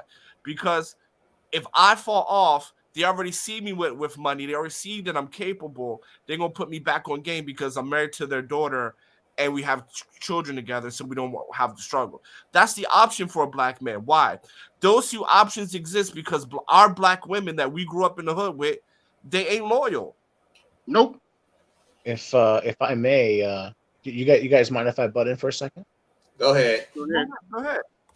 Yeah. So I mean, this is a very, very huge subject. Talking about women and loyalty and all this. I would recommend that you guys look into essentially psychology, talking about or touching on women. I claim to know a thing or two about psychology, and from what I claim to know, it does seem to me that women actually lack the ability to have loyalty. And I say this basically from like basically a genetic, basically this goes all the way down to genetics. Do you guys have anything to say about that? Oh, I agree totally. Yeah, we have these conversations. Yeah, we know. Yeah, you're right. Yeah. You among kindred spirits here, bro. Right? I would say Western modern women don't have loyalty. I think girls from like I think girls from the bush, whatever, they got loyalty. They got more loyalty. Daniel, I want to say this. It's just the standards are different, bro. Like I promise you, because when I was the standard is different. The standard is different. So let's go with that. But I would say a good, because even in the Bible times, they had a hard time finding a loyal woman. So I would say like 20% of the global population of women are loyal. So okay, so when you say I'm sorry, I don't know who said it, but right now someone said like, oh, go find a girl in the bush. Go find a girl. That was me. That's all three of us. Go ahead. All three of us. So So when you say that, I decipher that as like basically saying go to another country where the culture is different. And what I get from that, what I think when I hear that is basically women in America, or you could say the West, but whatever. I think all of us are here in the US. Women in America, Basically. they no longer have, and again, I'm coming from like a psychological standpoint, or what you could call like the field of psychology, study of psychology. It's called what's it called? What is it? Ego, super, a super ego. Women in America no longer have a super ego. Super ego is like the imposed morality system of the culture, of the What society. word That did you just use just now? Says super ego. No, not super ego. The word with the word that start with an M. Oh, the word that Morality? starts with an M. Morality. What is that? Oh yeah, bro. Sir, where are you? Right. See, Where that's are the you problem. living? Right. See, that's the problem. Is right now we're I believe we're living in a time where no one there is no shared morality in America. I would agree with that. And so because of that, none of us and women are not on our team anymore. Women are on their own team, and they have backed up with the government. There was a gentleman earlier, I don't know who, one of the gentlemen was saying he used the term white supremacy. Mm-hmm. You can call it white supremacy if you want. I take issue with that term, but we can discuss that later too, or whatever. But there is this system in place, this system of creating power, and you can call it whatever you want. But right now, it seems to be favoring women. Women are cheaper labor. Women are more pliable. They're cheaper labor. I don't even Think claim to about know it this why way. exactly it is, but it is. Well, think about it this way. And one of the clips I played, it actually did say this. If everything is a competition and everyone is forced to compete, so that part of what I was playing earlier in the video, I didn't play that clip, the portion of the video, but it was saying the system is forcing you to compete. You don't have a choice. There is no sitting on the bench and saying, you know what, I'm stable over here. I'm good. I don't want to play that. I'm not into football. I don't want to get tackled. I don't want to tackle anyone. No, you're being forced onto the field. And what that means is women are being forced onto the field too, and they're competing. And like you said, they're on their own team. So unfortunately, someone that's not self-aware, someone that's not really sitting down, being introspective and saying, you know what am I exactly doing? Why am I doing it? And how does this benefit me or now and into the future? If someone's not doing that, namely women, yes, they're going to be on their own team, a team of one, and maybe every once in a while they'll huddle up with each other. But we all know we all have sisters and aunts and moms and girl cousins. They can be friends with each other for more than 5 years. So the end result is usually them as a team of one. And that's, once again, the system is dictating that fracture, right? Because it's easier to control individuals than it is groups of people that have some type of shared identity. This is how you get into the morality portion of what you're saying. If we have a shared morality, a shared moral compass, that doesn't mean people are still going to do wrong, but you can shame people. There's ways of kind of controlling people to a certain extent, using morality. Hey, you know what you did was wrong. You pushed that old lady for no reason. You hit that young man for no reason.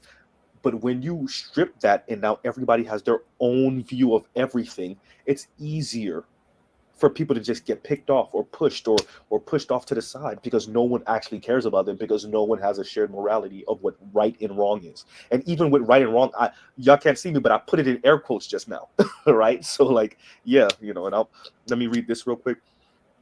A slow clap for hot sauce, recognizing the 20% who are loyal. There is 40% that infects the other female types, and this makes most women hostile. You know what? Thank you once again, Emerald Edge, for that super chat. And I would agree with that. I do think what you're dealing with is a large minority of wayward women. But even in that large minority, I just think most of them are going with the flow. Excuse me. I think it's a small portion of just very angry, resentful, bitter women, not just black women. Most of these women I would categorize as radical feminists, even though their worldview and ideology has seeped into the overall society, particular amongst women. And these are the ones that are coming up with all the weirdo concepts that's hurting both men, women, and children. When you start hearing abort children, when you start hearing, especially sons, when you start hearing men should be on this side of the earth and women should be on that side of the earth, when you start hearing them say all sexual activity is grape, right? When you start hearing that, when you start hearing more and more of them saying, you know what, I'm queer, and you're hearing, when you hear your average woman under the age of 25, right, talking about they're queer, when they're not really into other women, they're not really queer, but that they're virtue signaling, saying, hey, I'm one of these new modern women and I'm metropolitan, I'm open-minded, and they're virtue signaling about being queer, but they're really not. That's because we have gone so far with this language and this rhetoric that to show that you're not a racist or a sexist or you're not a homophobe or a transphobe, you have to virtue signal by saying you're pansexual or you're queer or some type of LGBTQ, when many of those people are not interested in what they're claiming to be, right? But and I'll pause right there. I think all of this kind of fits all in the same bowl. It's easy to manipulate people and control people when they don't have like you said, a shared sense of morality. And I agree with that 100%. But that's my little ramble. Go ahead. Okay. So if I can offer a solution, of course, Mhm. you guys can see in my avatar. My name is the MGTOW Cowboy. I'm assuming. I don't know. I'm assuming all of you know what MGTOW is, or you've heard of Yes. MGTOW. Yep. Yeah, Yeah. this is a Black Manosphere channel. Go ahead. Yeah, I don't think he know where Right. he at though, man. Right. Go And go ahead. Go I am ahead. subscribed, and I am subscribed to you, Mr. Z. Right. So I knew that. Yep. So I mean, but the thing is, I push a little bit more of a harsher tone than Mr. Z. I have this idea that essentially there is a gender war, and there. I mean, you could. There's so many ways to look at it. Basically, to keep it real simple, there's a gender war, and if you're a man, you have fewer rights, and so you have to move differently. You have to the way you operate in society is different than how, let's say, you could have operated 30 years ago. Just making an off comment, let's say at work, can get you fired. The Um, matriarchy is strong, man. Yes, that's how it basically we're having a matriarchy imposed on us. Now, I think, and we can get, I'll just mention this now. I don't want to talk about it right now, but I'm just mentioning it.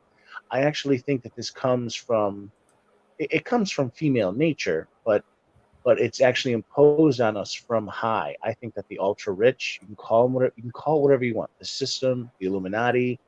There was a gentleman earlier who used the term white supremacy. You call Rich whatever white you want. elites.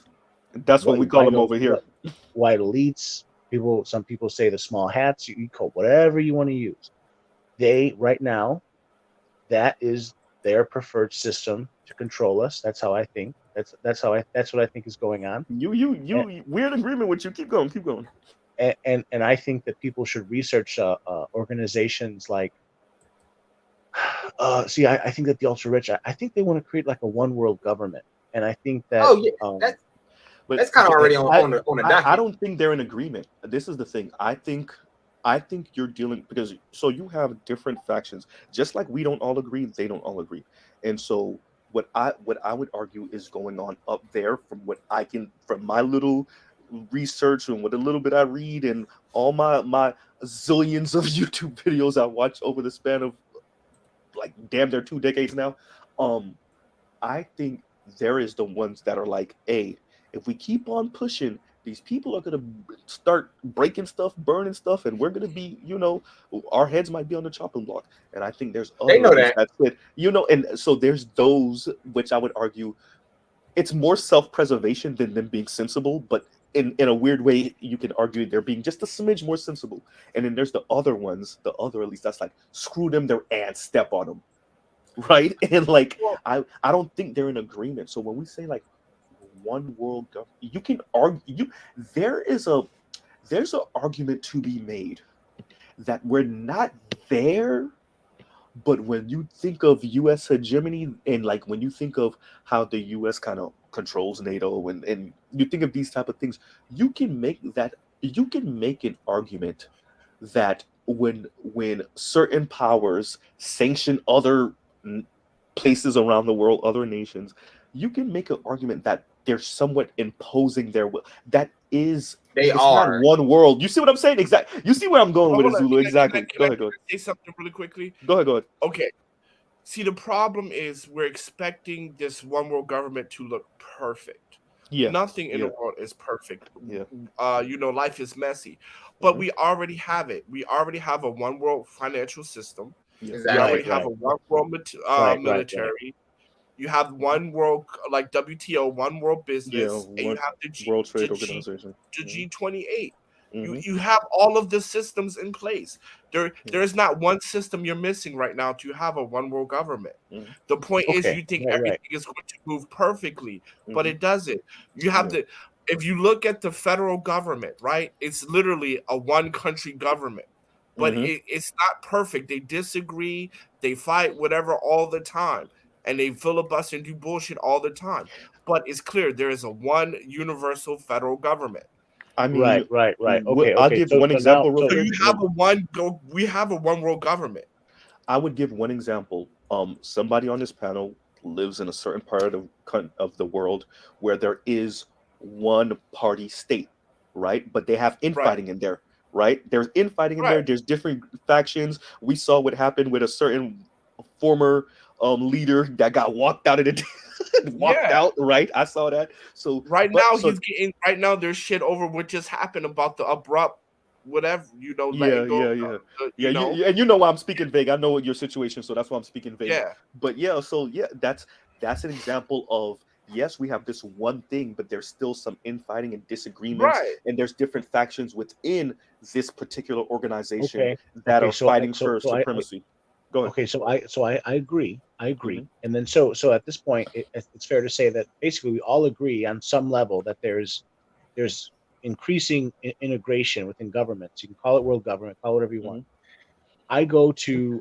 I like to exemplify places like the United Nations. When you look at Mhm. the United Nations, certain NGOs, certain think tanks, let's say the United Nations, places like the Fabian Society, places like the Cato Institute, the Manhattan Mhm. Institute, these think tanks. When you look at what they're talking about, McKinsey, PNAC, name them. Go ahead. there's many, right? Like, Mhm. and from what I'm seeing, if you look at the United Nations, they're talking about they're the one. This is where all these big movements that supposedly we're all supposed to join.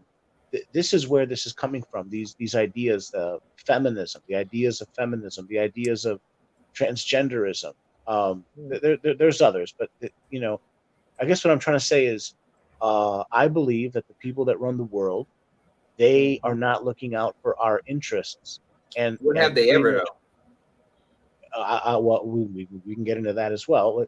But to finish that thought, basically, when you look at where all this stuff is coming from, things like environmentalism. I'm not saying you shouldn't love the earth. I'm just saying, when you look at I don't know if you have environmentalism, a choice, but go ahead. Oh yeah, boy. I'm gonna tell you this, but on that one, boy, you wrong about that one. You gonna have to love this. You want to love this earth, man. Right? You know, Hey, I boy, don't know if you have a choice. You you better gonna love be this earth. fucked in the. Hey, when I tell you, them ice caps are really melting at a rate that's super crazy. That's why you got flooding in Pakistan right now, man. That's a real one.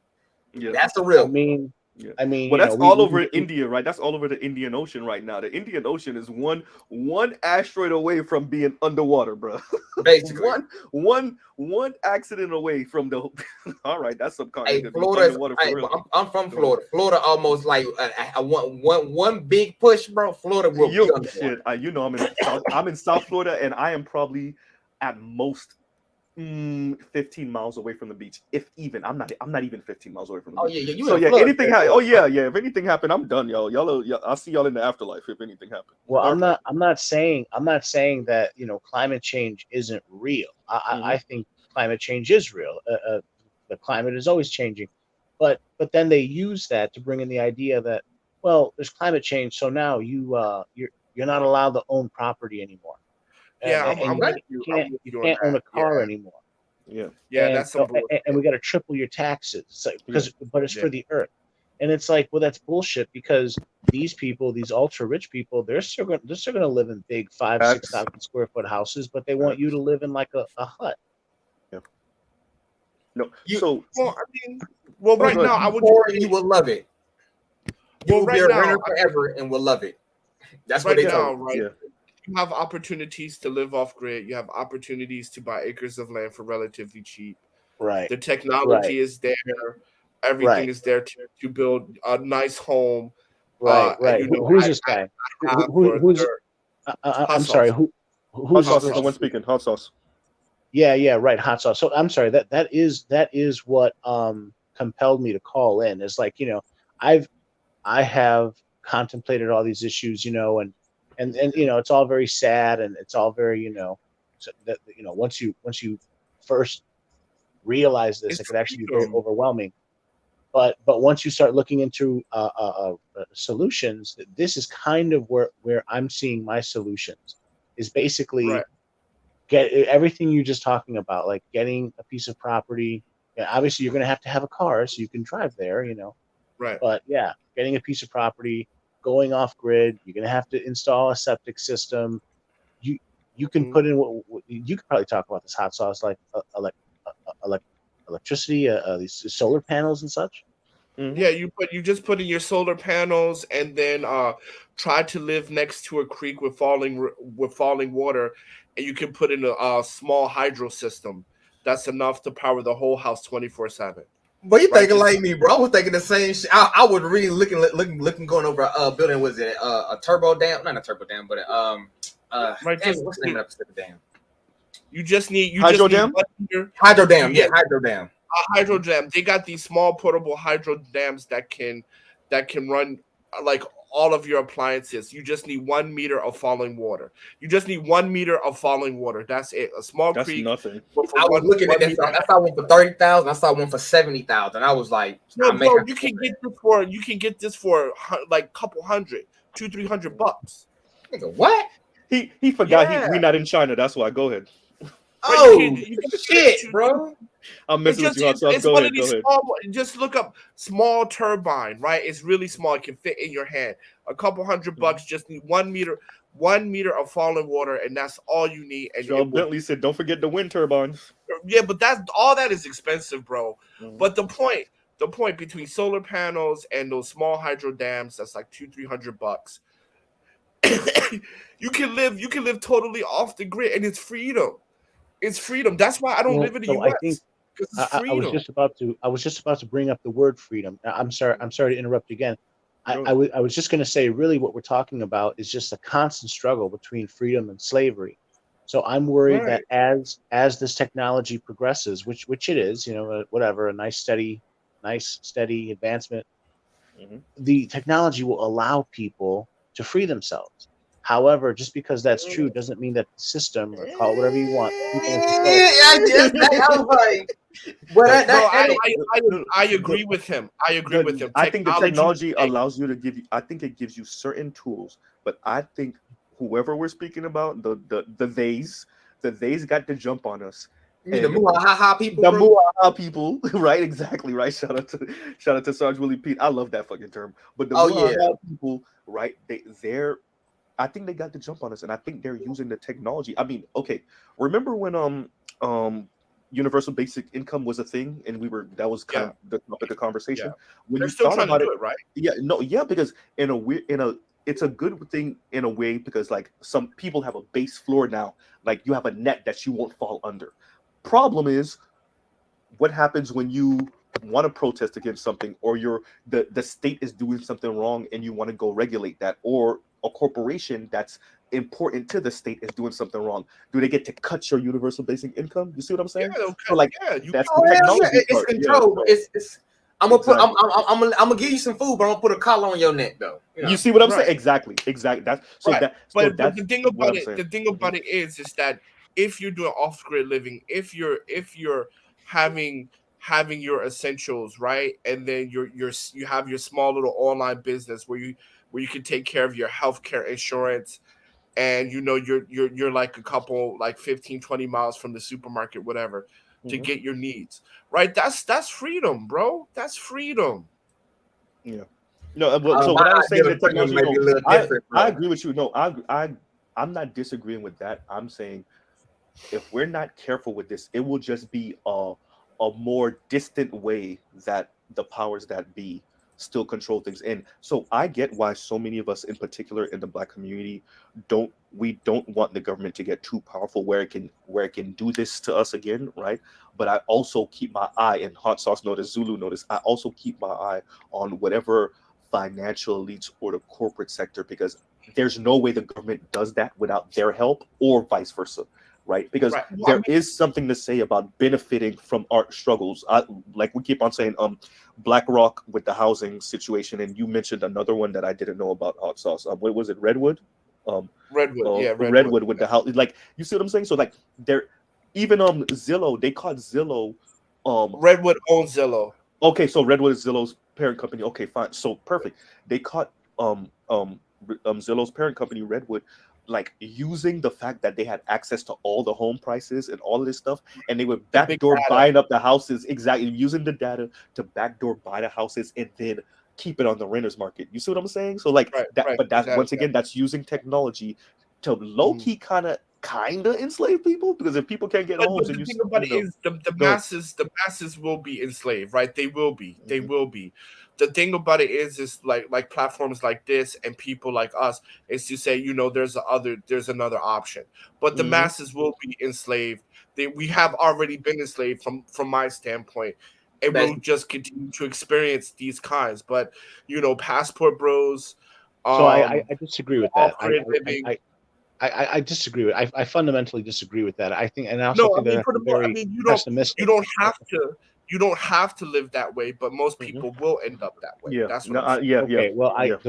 I have a much longer. I think if you look at humanity going back thousands and thousands of years, I think we're moving away from. I think that you have to think in terms of not hundreds but thousands of years. I think that for Mm-hmm. thousands of years, slavery was seen as acceptable, and then literally only in the last maybe 4 or 5 thousand years, we've been moving towards these ideas where people should be free. And I think that's a very You said pessimistic thousand idea. I years. think Try really like the past 400 years, if even. Go ahead. well, I have this idea that we're moving. I understand that there are people who constantly want to take us back to a state of slavery, but I'm much more Mm-hmm. optimistic. I think that we're, I think that we're going to free ourselves using technology, and I think that it's going to get But so what is your bad. It's going to get. definition of slavery? Before you even land, what, you see I what I'm see saying? slave. I would define slavery as forced dependency on whatever, forced Mm, dependency for resources, forced dependency for housing, forced dependency for jobs. This gentleman a minute ago was saying, you got to make your own job. You got to have your own job. That's kind of true. That's sort of the economic model that they're trying to Right, force but us to live under now. They want to force us to have to go to a corporation to get all the things that we need for life. but mm. centralized government, monarchies are all forms of slavery, right? It's form of the elite rule, Right, right? right, So right. so so That's slavery, what I'm saying. like I'm like sorry. Go ahead. when we like, there's two types of slavery, right? There's like the basic normal slavery, then there's the chattel slavery, what we went through.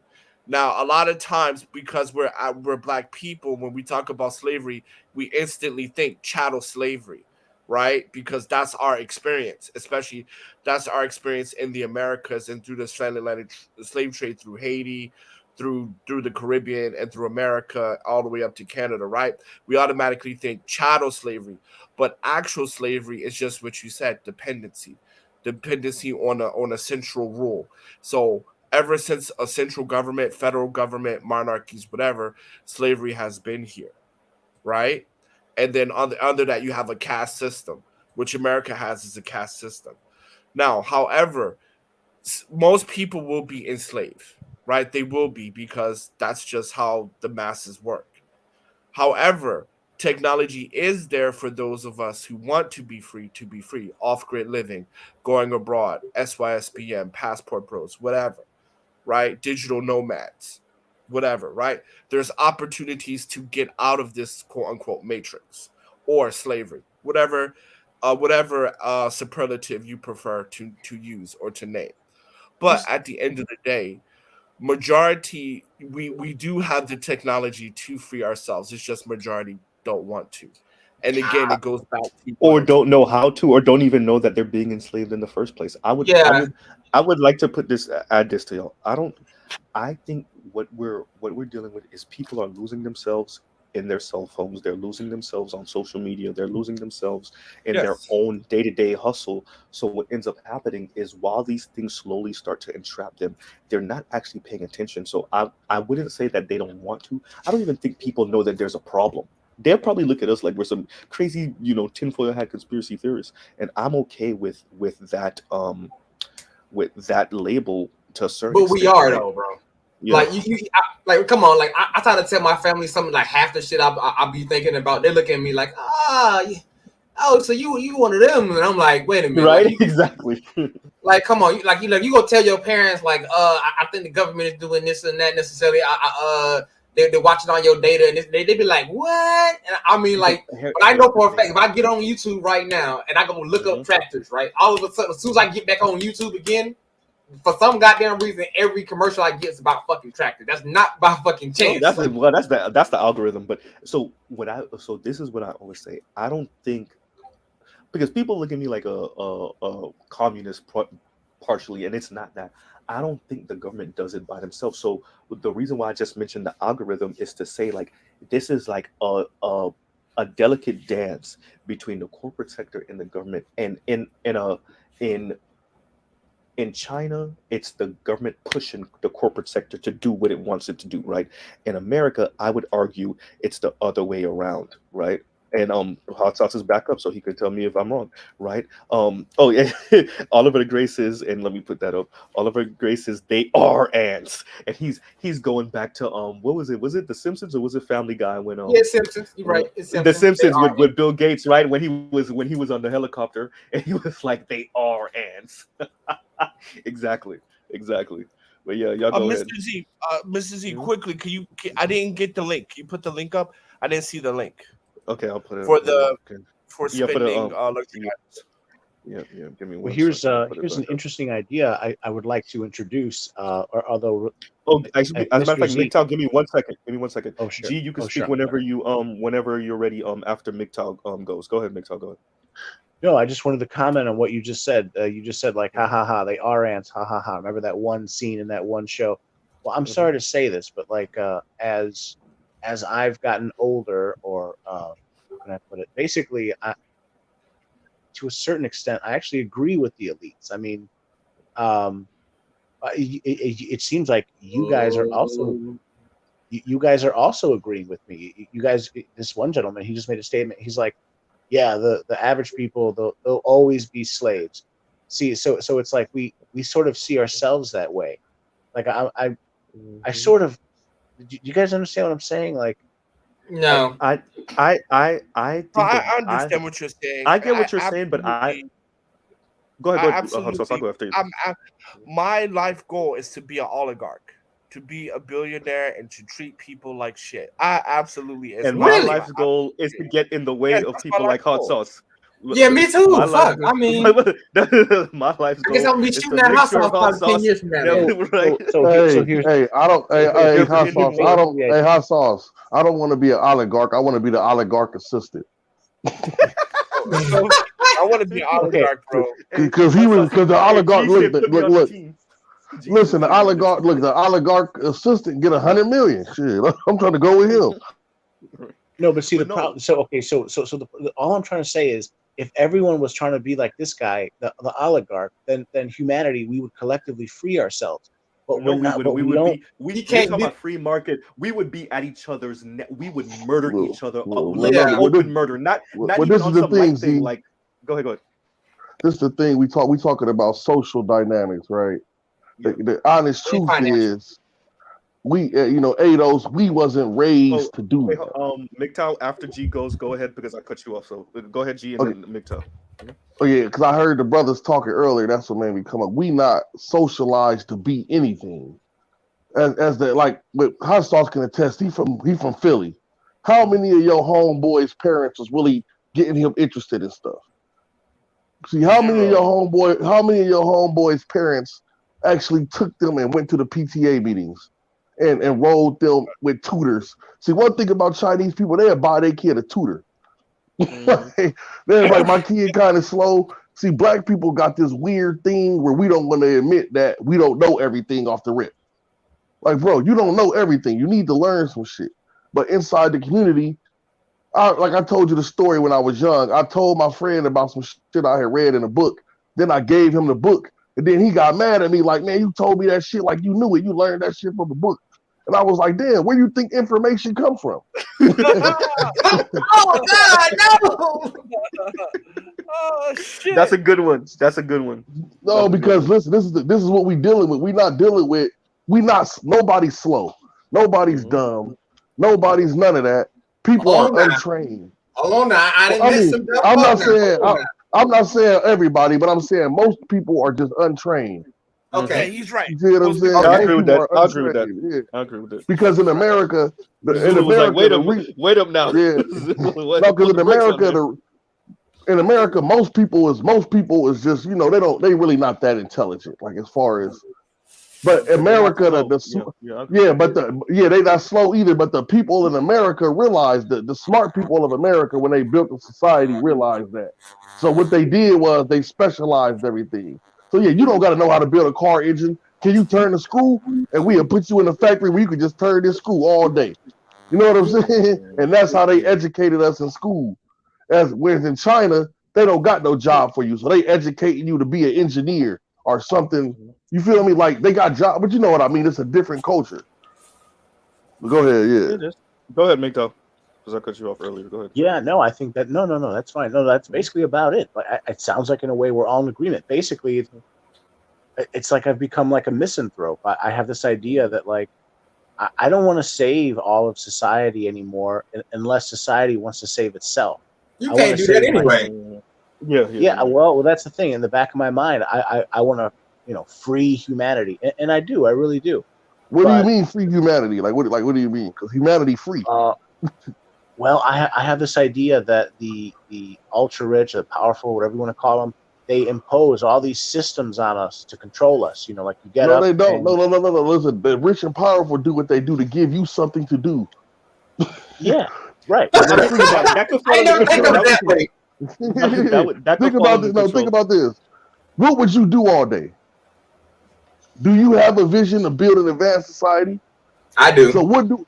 What exactly? So what do you do when you have a vision and you understand what a dam is, but this nigga over here just want to drink out the river and fuck these hoes? You gotta get exactly. There's nothing wrong with either. Okay, first and foremost. There isn't, but I'm saying, how do you listen? If I'm part of a village, right? Wait.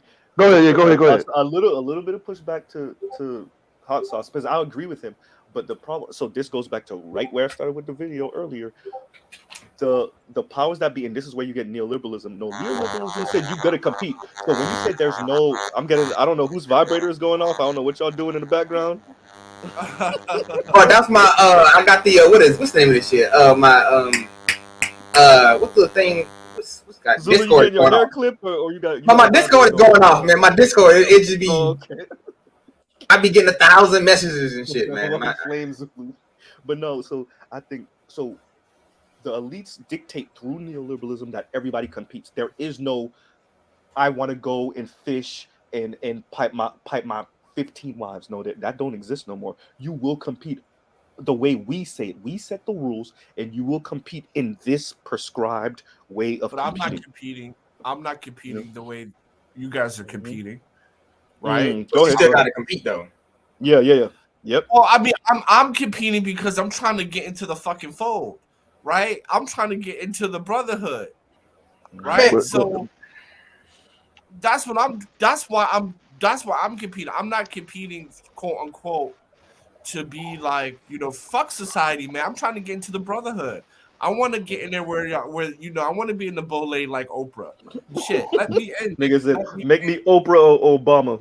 I mean, I'm trying to get in there too, but I ain't trying to destroy the whole planet. I think you can't, like, for me, I'm not gonna lie to you. I'm trying to get there, but I'm not trying to get there and destroy the planet necessarily as a byproduct. Like, it got to be a balance. Hold on. Why do you think? Listen, what's up? This shit, the planet being destroyed, nigga. The planet ain't going nowhere. No, what I mean by that, I mean like the people in the culture that you got, like, you mean, because if you go too hard to the left, you will like we burning the fuck out the people right now. I'm a person that's starting to get burnt out, right? So I can understand. Yeah, I agree with Zula on this. No, you getting burnt out. Listen, no, and it's the thing, you getting burnt out because you're not living right. This is some real shit. We all get burnt out. What's the definition of living right in this current environment? Exactly. This is what I'm saying to you. Okay, if you research history, right, and me and Hot Sauce talked about this, Americans seem to think that you're going to be successful where you was born at all the time, and the rest of the world across the ocean for success. Mm-hmm. So if you know you live in a place where you only make $42,000 a year, like if you live in a place where you got a legitimate skill and you make $42,000 a year, but you live in the actual market, you can't afford to live in your market. So you go find another market where your money means something. You know, like you go to Ghana. So you mean like what the corporations did when they fled in the 60s on up, in the mid 60s? No, nigga, what the motherfucking pilgrims did fleeing the king. Nigga, it wasn't no money. It wasn't no money. And we got to get the fuck out of here and go build a different economy. Here's the question then. No, I'm agreeing with you, and I'm happy. I'm actually happy you went there with it. So we're talking about the next frontier. You always got to be looking for the next frontier as your particular area, your particular market gets congested. You got to look for the next frontier. So Mars is what you're telling me now. That's what I'm telling. Listen. You got it on point. That's the impetus for the next step. The first step was modernization. The second step was industrialization. After we left the agrarian age, now we about to hit the space age. That's where the government spends the big money. If you're not servicing no government, you're not getting no money. Get what I'm saying? He's not lying. So the government spends the big money. Or a huge market. The government, huge conglomerate. Wait, that's the job of the. Listen, hold on. That's the job of the government. Wait. We do have somebody that went to school for this. Yeah, but we just talking about basics. The job of the government. You're right. The job of the government is to protect the business interest of the nation. It's not to care about the people. It's to ensure fair trade. And the states won't go to war with each other over trade. Neoliberalism does dictate. That's me. My fault. I'm playing. My fault. Y'all playing Division 2. Let me mute this shit. Hold on. Oh, okay, my bad. I was trying to figure. They were blaming me for that shit. I'm like, this ain't me. Say something really quickly. My bad. Let me say something really quickly.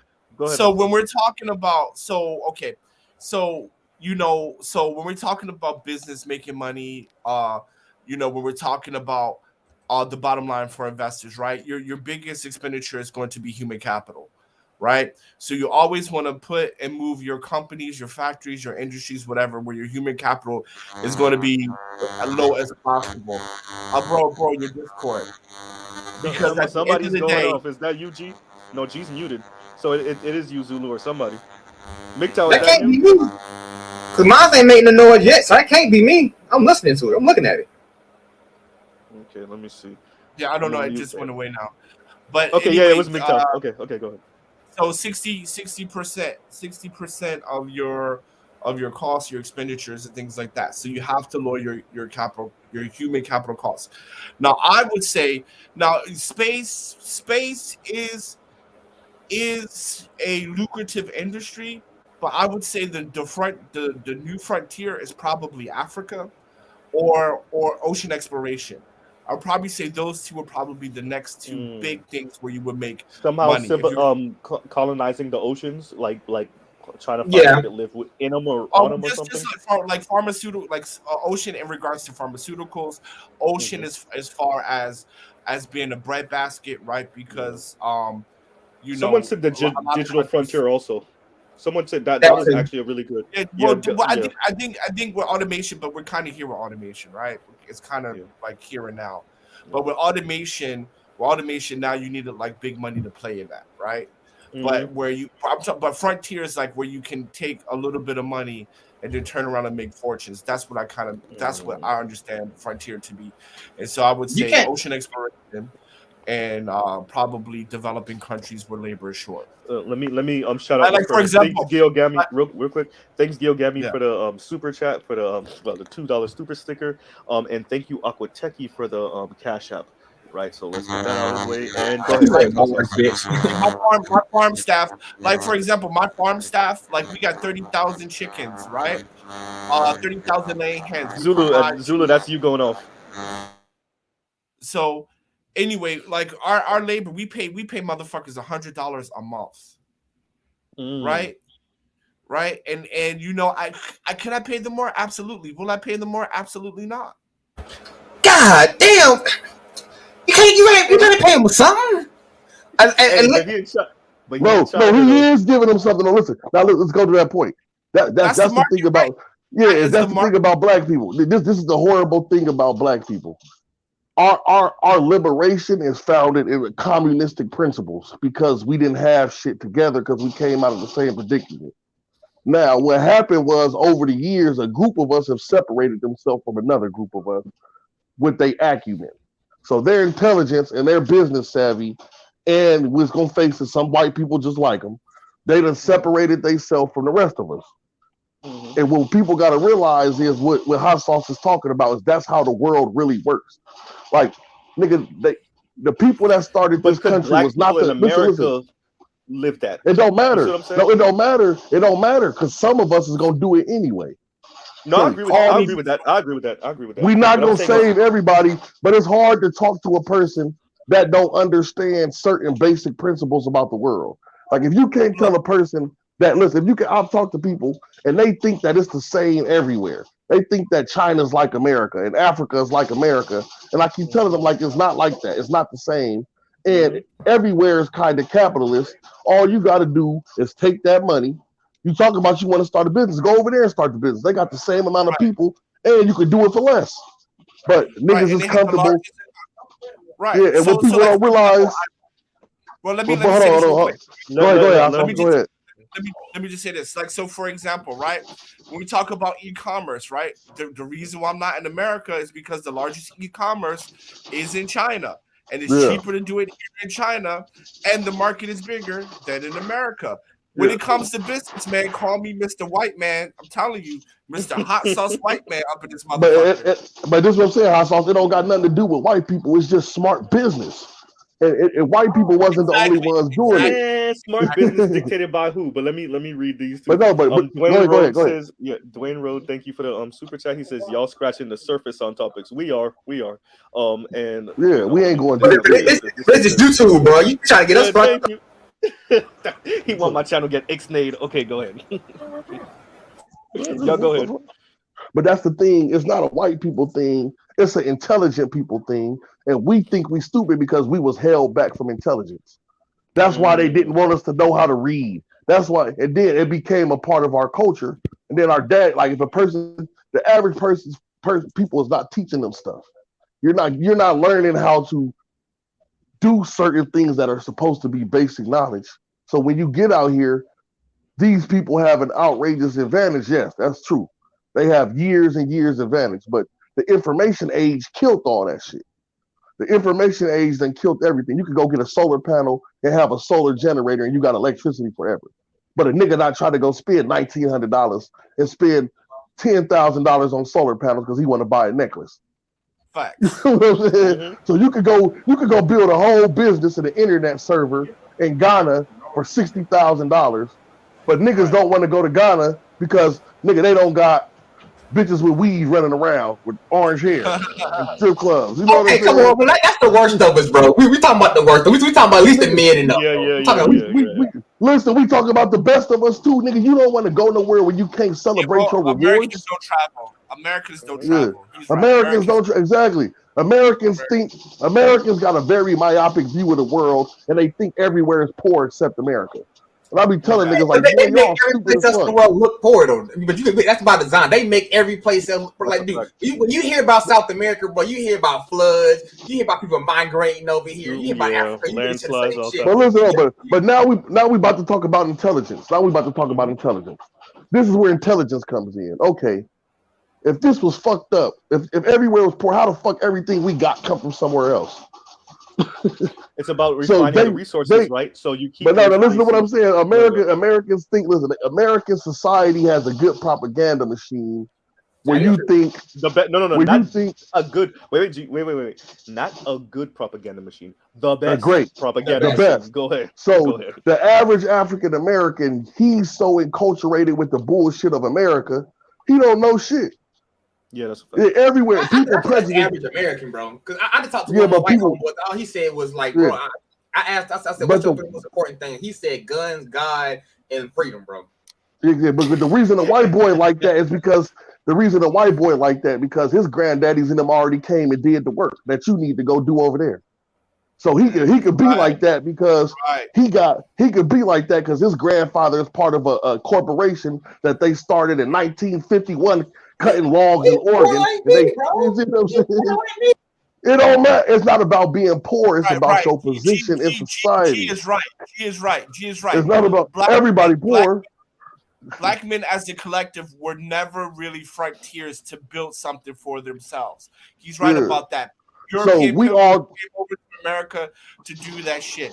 Industrialists went over to Asia to build factories. Right? We never, as a Pakistan, Iran. Oh, they built factories all through the Middle East. But this is the thing.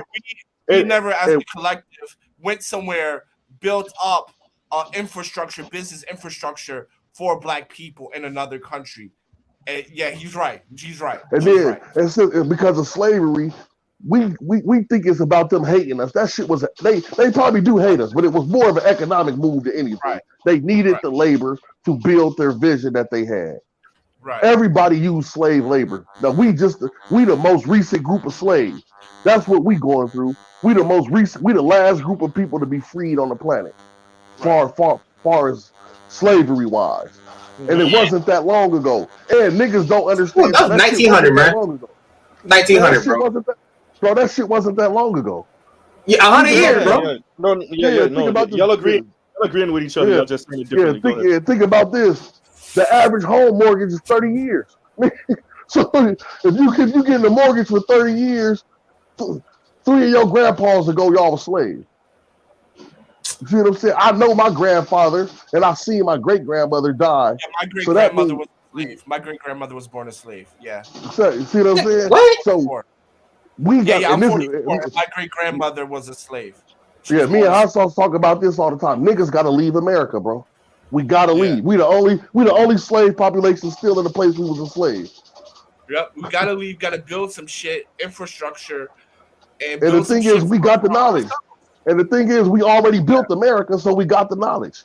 We got engineers, we got scientists, we got crane operators and forklift drivers and people that. I'm trying to get them folks to move. How do you get people to move though? That's the problem. Because when I was really thinking about, I was trying to set my own thing up, but I started figuring I ain't got enough money for that. Like there needs to be an incentive. Like there's always been. There needs to be an example. Yeah. No, you need you know what you need? You need a bunch of rich people to tell everybody what to do, motherfucker. You're rapping to do it, bro. Hey, come here over here. We got it popping. When hasn't that happened? No, but you need like a small group of people to go to some country and just develop. do some kind of just develop. And then when they're done, because you're not going to get support from nobody, you got to do it. You got to face all the hardships. Your clippers are going off again, Zulu. Tell your that's him. That's his shooting game. That ain't me. Go ahead. So you got to develop it. It went off. You got to do all this shit without Black support. Then after you're done, you got to tell Black people not to come, so they'll come. No, what you do is you just build them and charge their ass. See, Black people weird. They like paying for. Wait, pause for a second, G. Because when Hans just said you got to build it and then tell Black people not to come, and then they'll come because then they come. Whatever you tell them not to do, they're gonna do it. Yes. Right. Because after you build it and you went all through all that shit, Black, and then you invite white people to come, and then that's when Black people gonna bitch and be like, "Yo, how you not gonna do your own people like that when your own people didn't help you?" And that's how you get them to fucking come over. You build that shit, invite like 5 white people in that motherfucker to get the stamp of approval. What do y'all think about what Indigo Flow just said, where he says because we're in the quotes promised land here, right? People immigrate to the U.S., not vice versa, not in great numbers. And he does have a point. So what do y'all think about that? That's true. But this the thing, though. This the thing we got to remember. We got to put it in context. First and foremost, the promised land is done already. They done already milked this motherfucker. Right. Like, it's already being milked. They came over this motherfucker because it was undeveloped. They developed it. The development took place. Now they're refining their development and solidifying their power. So you know what I'm saying? You gotta go, and then you have no force multiplier. They force multiplier was the gun. You see what I'm saying? They came in with a motherfucking gun and made it happen. You can't do that. So your only force multiplier can be the currency of the world. If I come into a country and my money multiplied 10 times, I got to do something big with that 10 times. I can't just go over there like, oh yeah, I took 200,000. This shit turned into 2 million over here. I'm about to live like a king. That's how people think. They're not thinking, oh, this shit only costed $1 million. I could go to China now with their money, convert it to yen, buy some parts for a machine, and come over here and start a canning factory on my farm. See, motherfuckers not thinking like that. Man, you actually have impressed me. At first, I thought you were slow, but you've been impressing me because you've been thinking like I've been thinking, bro. Wait, don't be trying G like that. Wait a minute, bro. I'll be on these panels sometimes. I don't know who's smart, who not. So I kind of sit there and just wait till they say something. I'll be like, okay, he's smart. I made it to get this motherfucking number. But like after talking to G, I was like, yeah, you actually smart, bro. So we can't just no, I'm not smart. I'm not smart. I'm just informed. Like I actually sit down and started learning. Like, okay, what do a business mean? Like, what the fuck is an economy? Like, what is this shit that these people keep talking about? You see what I'm saying? I'm telling you right now, like, are we allowed to mention other YouTubers or no? Go ahead.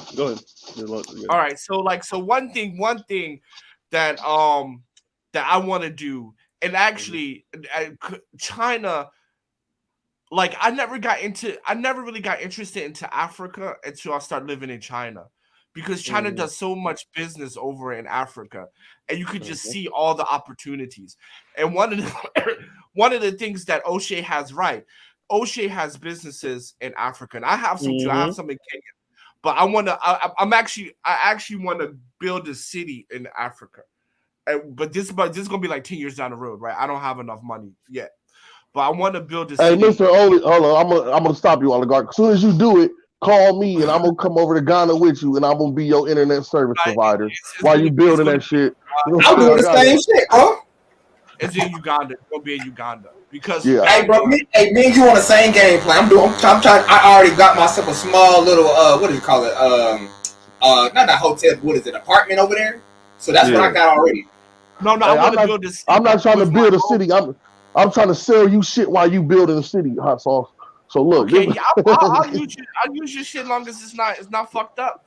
But no, I'm gonna sell you modems. I'm gonna sell you modems and routers for your internet service. Yep. My own city, my own police state, my own laws and government, my own shit. Like, share, subscribe, hit the super chat. Go ahead. Right, I'm gonna do that in the next 10 years. Like, I got 2 goals. Number 1. To buy a building in Harvard with my name on it, like my real family name, so my grandkids can see their name when they go there. You said I'm trying to outdo the Kushners. Go ahead. You goddamn right, man. I'm trying to get my name in the fucking Harvard Business School. I'm buy a building. Shit, that's what I'm trying to do. That's tens of mills right there. That's tens of mills. It's $250 million. $250 million. For a building right now in Harvard? Yeah, at Harvard, yes. Because I thought the Kushners got Jared in with a $25 billion building or something. No. But I want my name on that forever, right? Because you build businesses. For me, the reason why I build businesses is to be immortal. That my name will never die. Yeah, but that's what everybody's on with that. Yeah. Right. So I truly want to be an oligarch where my name never dies out. Mm-hmm. No, I think now. So when someone's goal is that is to me commendable, and when your goal is to for your name to not just live on through a last name, which if you have too many daughters, it's a done deal. But no, for your name to live on through institutions, like and Tyson literally like institutions and in buildings, yeah, in corporation buildings for that Tyson last, Foods. yeah, His yeah. name lives Well, forever. not just Fuck Tyson. You could Harvard. keep going. Ford, name them. Like every name them. Yeah, There's so many. Chevrolet, Royce. Rolls Royce, yeah, Royce, Yeah, No, listen, hey, hot Aston sauce. Martin, which is two different names. We could go on forever with right. that. Yeah, yeah. Our man, yeah, to live Hey, forever. hot Yeah. sauce. Why don't you Yeah, what's just up? go ahead and build the motherfucking statue like Caesar did in Rome and Ghana? Somebody gonna burn it down and blow it up. Because here's the thing. No, this is the thing. This is a beautiful thing. Then you start a company. You start a company to manufacture arms. Grew up in poor, whatever, and then somehow or other she got Thai Airlines, right? Yeah. And what she did is that she wanted to have a good education, but she couldn't. So what she did, she donated 200 million pounds to Oxford University, and her grandchildren, her children, all went to Oxford University after that, right? And her name, her family name, is on one of the buildings at Oxford University. And so every time her grandkids walk past that place, they can see that, oh, we belong in this institution. We belong here, right? Our family name is here, right? And that's what I want for my children. When they go to Harvard, they say, oh, this is my grandfather's name. This is my great-grandfather's name. This is my last name. We belong Like I here. said, I'm trying to build a Library of Alexandria. Go ahead. Right. Hey, So bro. no affirmative action, shit like that. No. We are elite, just like you white motherfuckers. Man, bro, it's the funniest thing when I'm looking at this conversation. It only got like 68 people in here, and in my mind, I think it should be like 100 or 300 or 1,000 people in here. But like when this conversation is happening, it's only like 10 people, I mean, 20 people. we started off kind of somber with some of the economic realities that's going on, and some people, they don't, before we can even get to the conversation of solutions or how to move or which direction, people don't even want to hear the actual problems or what's the background noise and what's going on in their life. So they can't even get to the real solutions conversation because they don't even want to hear what's going on. And even when they say solutions, those people that say, so what's the solution? It's just like a throwaway phrase because they want you to solve like 400 years of situation in like one line. I agree with you. Go ahead. When I hear that goddamn what's the solution shit, I'm thinking of like a female who just like, I just want the problem to stop so I can stop hurting. Right. That's what I hear when I hear that. Right now. And look, the solution for women are easy. Suck the right dick. That's so true. That's so true. Literally though, what hot sauce says, the fastest way out of poverty? Suck the right dick. Marrying into wealth. It literally is the fastest way out of poverty. Right. Like that's a fact. So like when hot sauce is saying it's just saying it in a more vulgar way. Right. In a more crass way, but it's true. If you look at how people become rich, for men it's real estate, for women marriage. Yeah. It's a fact. That's what hot sauce is saying. Like it sounds funny, but it's like literally true. No. Oh, bro, trust me. Me and hot sauce, I didn't go to no Ivy League, but man, do we see eye to eye, my friend? We do. So no, but this is what I'm saying. Like for me, Raw, you could talk whenever you want. Raw, you could jump in. Go ahead. Yeah, but as I said, for me, I know I'm behind the curve, right? So the most important thing that I'm seeing right now is we gonna be okay, man. America is a first world country. Ain't nobody about to fucking starve. I'm pretty sure there was some Romans that thought the same thing, but No. But I'm saying this ain't that. This ain't that though, bro. This ain't that. No, I'm not saying it's not going down. It's not going down in the next 5 years, nigga. We gonna be okay. We gonna be okay for a long time. There's a book called Titanic. I would like to disagree with you, but go ahead. Bro, I say America's going to go down in the next 20, 30 years not because some country's going to come up. Is whenever you see a country go through the era of decadence, right? Yeah. Rome, Greece, all went through the era of decadence. But this ain't the most decadent. No, this ain't the most decadent era of America. The 20s was way more decadent than this. No, bro. When you talk man, listen, the 20s was crazy. Okay, y'all need to read history, bro. Bro, when you're talking about sex changing of children and sexualization of children, that's white people, bro. That's in general. But that's the masses, bro. Right? When you're getting into the age of decadence, listen. Europeans is white people too. That's what I'm saying. Their society might change, but listen, man. the capabilities of America and manufacturing alone will keep it alive. They will enslave this motherfucker before they let it fall. But you can't, man. You can't because there's not Why enough. can't they? Listen, they don't need everybody. It's the military, bro. Listen, all this shit, we're not going to see there's already a one world government. It's called the UN. Do you think the UN is going to let America fall? Yes. Yes. All right. Yes. All right. I'm gonna tell you why. I'm gonna tell you why. G, I'm gonna tell you why. We're gonna all exchange phone numbers and emails. And when this motherfucker don't fall in 30 years, I'm gonna be looking at you niggas in China like I thought it was gonna fall. Hey, if it don't, then you know we won. Then I mean, it is what it is. We didn't win. What I'm saying is no. Hold on. Time out. Let me give you a clear definition of what falling is. Like when UK fell and America became number one, like that. So after World War II, yeah. Oh yeah, that's what happened. Right after that's America, gonna happen, but it ain't gonna fall. I'm not saying America's going to go into this dystopia. No, I'm just going to say what happened to the UK is what's going to happen to America. Kind of there, but irrelevant. And it's just going to be like the BRICS countries, right? South Africa, Russia, China, India, like that. That's what I mean by fall. And ain't nothing wrong with that. Like everybody got their time. Right. In America, yeah. That's all I'm saying. I'm not saying. Okay, I'm saying like the world gonna end. Like it ain't gonna be no jobs. And like there's gonna be plenty jobs. All that shit. Yeah. No, whatever. Like what happened? Because like look at Greece and Rome. They're still fine to this day, and they haven't been a superpower for hundreds of years, right? Yeah. But so America's just gonna go like that. America's just gonna go to. Because that's what I was gonna say. So there's Britain and France fall, and then there's Greece and Rome fall. Those are two different kind of So well, many kingdoms just fail. Kingdoms fall, empires fall all the time. We just witnessed some falls of empire, but that's what the internet is, bro. They've bulletproof civilization falling. That's what the internet is for. That's the whole purpose of the internet. No, he's talking about the hard way. The hard way, I agree with that. So all of that, we're never going back into nothing like bro. The information age changed the world. So you can get on the ain't no more falling into the bush. Ain't no more because nigga, you got a phone that'll teach you how to conquer the bush. Nigga, I literally don't watch motherfuckers on YouTube go to the jungle and build the motherfucking kills and blacksmith weapons, nigga. You cannot fall. It's impossible. That's what made me. You know what? When I came home, right, that's what gave me hope because I was just gonna go back to the streets, and I just started learning shit like. Then I got a CDL. Then I got my welding certificate. It was like, I only worked 4 days. Like, come on, bro. And this is for me with setbacks. So I can imagine a person that had parents that sent them to college and shit. You feel me? They had parents that cared about them, sent them to college, taught them something, trained them to be an engineer or an entrepreneur. Bro, you need training, bro.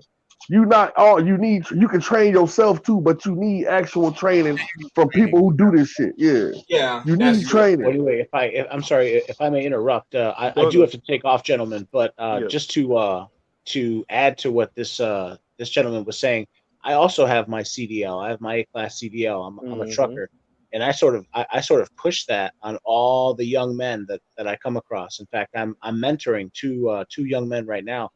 To anyone listening in Mr. Z's chat, if you're a young man and you're feeling directionless, what state do you live in? If you don't mind me asking. I'm sorry. State. What state? Oh, I live in Chicago, Illinois. Oh yeah. Okay, but for the people that just Chi-town. Yeah. I grew up on the north side. I went to university in South Dakota, and then I moved back to Chicago after graduating. South Dakota? You mean with the population of 3? Go ahead. I'm playing with you. Was you on the oil rig up there, bro? Because I'm thinking about going to do that now. I was looking at a thing. They paying like for pipeline entry level welders. They paying like $80,000 right now. What? I was thinking about going to do that next year. For a pipeline welder. Wait, yo. Go ahead with your outro, Big Toe. Yeah, no, that's basically about it. I tell young men at this point, segue away from university and move towards the trades. Plumber, electrician, trucker. But what I would advise everybody to do, I'm gonna quit after this. tell everybody to go get a basic understanding of the internet and what the fuck it is and how to use it. That's it. Go get a basic, because people just think people. Go ahead. I'm gonna go after you. No, that's okay. Yeah, no, that's okay. That's basically it. I tell you, in less than 1 minute, I would. Here's my basic spiel. I'm a MGTOW. I tell men at this point there's a gender war. The system is against you, and right now women have been weaponized against you. But here in America, I think that you should just.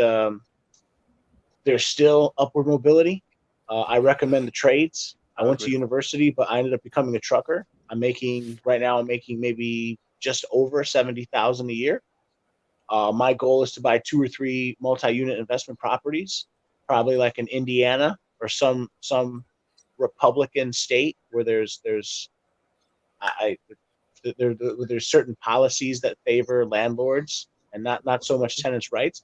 And then I want to move either to the south or to like the Dominican Republic, or my father was born in Mexico, so maybe in like a certain part of Mexico, because like this other guy was saying, the dollar goes further in second world and third world countries. So you don't have to work 35 years of your life just to retire and get ready to die. You can work 10 or 12 years, make some good investments, and then you can live a nice upper middle class lifestyle in a third world You retire and pay off your home at the same time, and then 5 years later you're dead. But that's the point. Why would you? Let's go to it. Why would you see everybody? We the only ones that think like that. Why would I retire now? I get to live. If I done worked over here for 12 years and I done stacked up 400,000, and I'm about to go to a second world or third world country where my money quadruples or even does better, it times itself by 10. I don't even know the word for that. Because in some places, the money we get in first world countries times itself by 10. That's called an order of magnitude. Yeah. So if you could do that, now you get to live. Now you can say, okay, they want to play games. I'm gonna start a factory and build cell phones and sell cell phones to this community. That's how you help. God, you thinking like me, bro. I think the real idea behind that is generational wealth. Is that eventually you will pass away, but then you'll have kids, and then you'll be able to gift. You'll be able to give or gift your kids whatever, $1 million or whatever. That's the thing. I'm not even doing it for wealth. I'm just doing it because I'm bored and ain't shit else to do. What else is here? What else is going on? Let me say this real quick. Give me a second, BGS. Once MGTOW drops off, then I'll bring you up. Yeah. I'm sorry. Please let him in. I'm sorry, gentlemen. I have to get going. Have a good rest of your day. No, that's okay. All right. Have a good rest of your day. Thank you for coming up, MGTOW. All right. Bye now. MGTOW Cowboy in the house. All right. I do have one question though. Mm-hmm. All right, my question is, Raw, you can speak whenever you need with Raw. Okay, well, damn, hold on. Okay, well, I got one question. I'm going to ask one question that's here real quick, right? So my question is for this is simply, I'm kind of on the G mindset about going, but I don't want to recreate the U.S.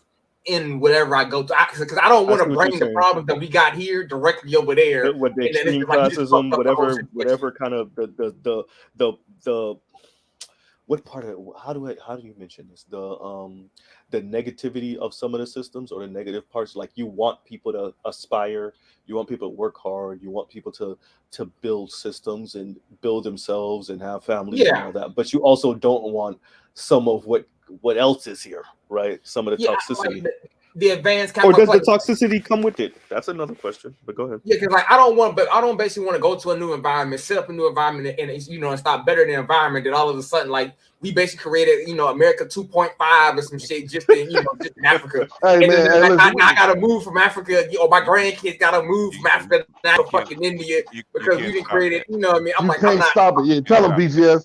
That's the nature of people. You can't stop what people gonna do, man. Yeah, you can't stop that. That's why you create a government, to make everything equal amongst the people. Once you create an environment, and you've seen that, because look at South Korea, right? Yep. In 60 years, right? Yeah. Look at China. Look at Latin America, right? As the environment changes. Well, North Korea hasn't really advanced to that stage yet. They're not post-industrial yet. They're not even industrial yet. You got to do like a North Korea thing where you got to keep people before the post-industrial age. Well, the thing is that eventually that's going to go away because they can't fall too far behind. They're already North Korea and South Korea has already signed a peace treaty. They just haven't really announced it yet. So China, Yeah. remember when they went to the Olympics, they thought they brokered their deal already. Okay, Yeah, yeah, it's yeah. just a matter of time. Okay, as you change the environment, basically people will change, and we've seen it. Okay, that's what do you think? What do you think Reeves' book? People don't read Reeves' book right. Okay, this is a global phenomenon that they're trying to get a hold of. Okay, they're trying to get a hold of this. So it poses That's what I'm security saying. risk. It poses security, not only security risk, but also a structural risk to the whole civilization. Okay. You got to remember that. This, the globe without being modified can only hold at 500 million people at a time at once. Okay, it can't do that without all these structures that are built into place. If the structure starts to collapse, people will start to die. That's the way it is. You're And what just they're talking about trying, human levies. Go ahead. in other words, people, that's the difference between what we call the unwashed masses and the people that actually have to run this thing. Okay, how do you compete and run it at the same time? And sometimes egos are trying to be on top, trying to run it, trying to keep control over it, kind of gets in the way of actually trying to run the thing. Okay, because at some point, if you start tearing this thing apart, guess what's going to happen? How do you tear it apart to try to divide the baby and keep the baby alive? Well, I That's mean, just a but question. Go ahead. well, the feminism, from my point of view, is already tearing it apart. No, feminism is an effect and not a cause. Okay, well, Feminism, whether it feminism, affect your cause, Go ahead. What you ask me the question? BGS Then. tax, but it's about to get real. Go ahead, y'all. Ask me the well, question. I Ask me the don't have a question. question. I have a statement, but Okay, let's do. but it's not true. We've already done the work of it. We've already shown where it came from. But go ahead, tell me something I don't know. Well, the situation is whether it's a effect or a cause is still tearing apart the system. No, it's not. Right? You have. It's not. Well, you do because one of the detriments is aging population. And one of the me and Nameless actually found this out. Right? We saw this in Brazil. Right? What happens when you actually put women in the workworkforce? They have less What do you kids. expect? They have less kids. Go look at Northern Europe. Okay, pre-industrial. How many kids were they having? Yes, in Scandinavia, right? Because No. Scandinavia is a I'm huge talking about program of I'm talking feminism. England, France, Scandinavia, Germany. How many kids were Well, they I'm having only familiar with pre-industrial? Okay. Scandinavia about What Scandinavia? How many kids were they having pre-industrial? Per woman? over 2.1, right? No. Over 2.1. It was 7. What was it? What was it at the beginning of the 20th century? What was it? Under well now I know it's under 2.1, but No, like no, 20th no, century we're talking no. like what 19 what? I'm going to tell you, you don't know. Okay, it was under 3, so it went from almost 8 to under 3 in 100 years because of industrialism. What does that tell you? Right. No, but but with industrialism you still have feminism, right? No, feminism start. Okay, I'm gonna tell you. Okay, when did feminism actually start? Okay, it In started. Germany with market. It started in the 1800s, the 19th century. Right. 18, It's a part of 18 market. really 1804 to be exact, right? Why? Is Okay. because the women and the children working in the factories, they started getting divorced, right? Feminism, as we know it, started in 1839 with the custody of infants under Caroline Norton. Right, Okay, the 10 years doctrine. the 10 years doctrine, okay, and which I showed you the document, right? I did a video. I showed you the document. They said exactly where it came from, right? In 1804, there was a court case where a chick went to France with the kid, and the patriarchy demanded the kid back. They went down and got the kid, snatched the kid out of her arms. Okay, in 1804 case is where the custody of infants actually really started. And feminism, as we know it, started with the 2 things, because I asked Dr. Gigi to actually research this for me, right? 2 things was social contract in France in the 1780s, and then the Industrial Revolution, and then the custody of infants. Okay, that is the start of feminism. The suffragettes started in the 1840s. Okay, when men got got the universal It comes with liberalism. When they're universal, what is it called? Suffrage, right? Suffrage with men. Yeah, with men. Suffrage, when men got the right to vote, right? And women said, okay, according to the social contract, we're supposed to get the same thing. That is the beginning of feminism. Okay. Yeah. That's why I said it comes with liberalism. But we're not disagreeing. We're not disagreeing here. What I'm saying is that feminism, as it is today, fifth wave, sixth wave, whatever is classified, right, is tearing societies apart. No, it's not. Today. It's not. Feminism is a cause, and that's what we got to get into our heads. It's a cause. It's an effect, not a cause. Okay, it's an effect of the environment changing, because all these we think all these social structures is just something willy nilly. It's something that nature has forced upon us. It hasn't. It's a way of organizing people. Okay, just like patriarchy comes out of the Middle East from the Hittites. Okay, when we think of the modern single family patriarchy, not even single family, but patriarchy comes out of Hittite 3,000 years ago, right? It didn't come out of nowhere. It's because you had an agrarian society that called into action for these kind of structures, right? When you change that, you went from an agrarian to an industrial revolution, then feminism started to rise. That's where all these structures come from. In other words, I don't need you. In other words, we don't need all the kids. We don't need. I don't need to be pregnant. I don't need to have 8 or 9 kids. The private sector does not need all the labor. Right. The thing is, in other words, you don't need it for factories, because kids are more of a burden, right, than they are a help. Right. In a post-agrarian society. So feminism is an effect. It's not a cause. Okay.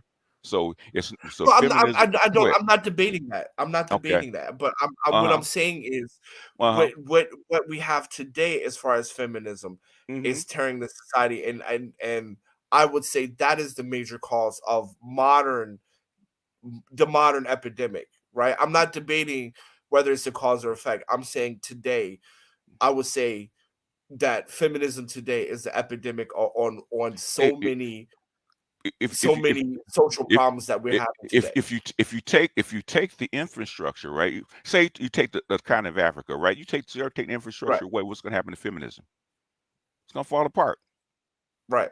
Because the effect cannot exist without the cause. It's an outgrowth of modernization. It's an outgrowth of modernization. I hear what you're saying.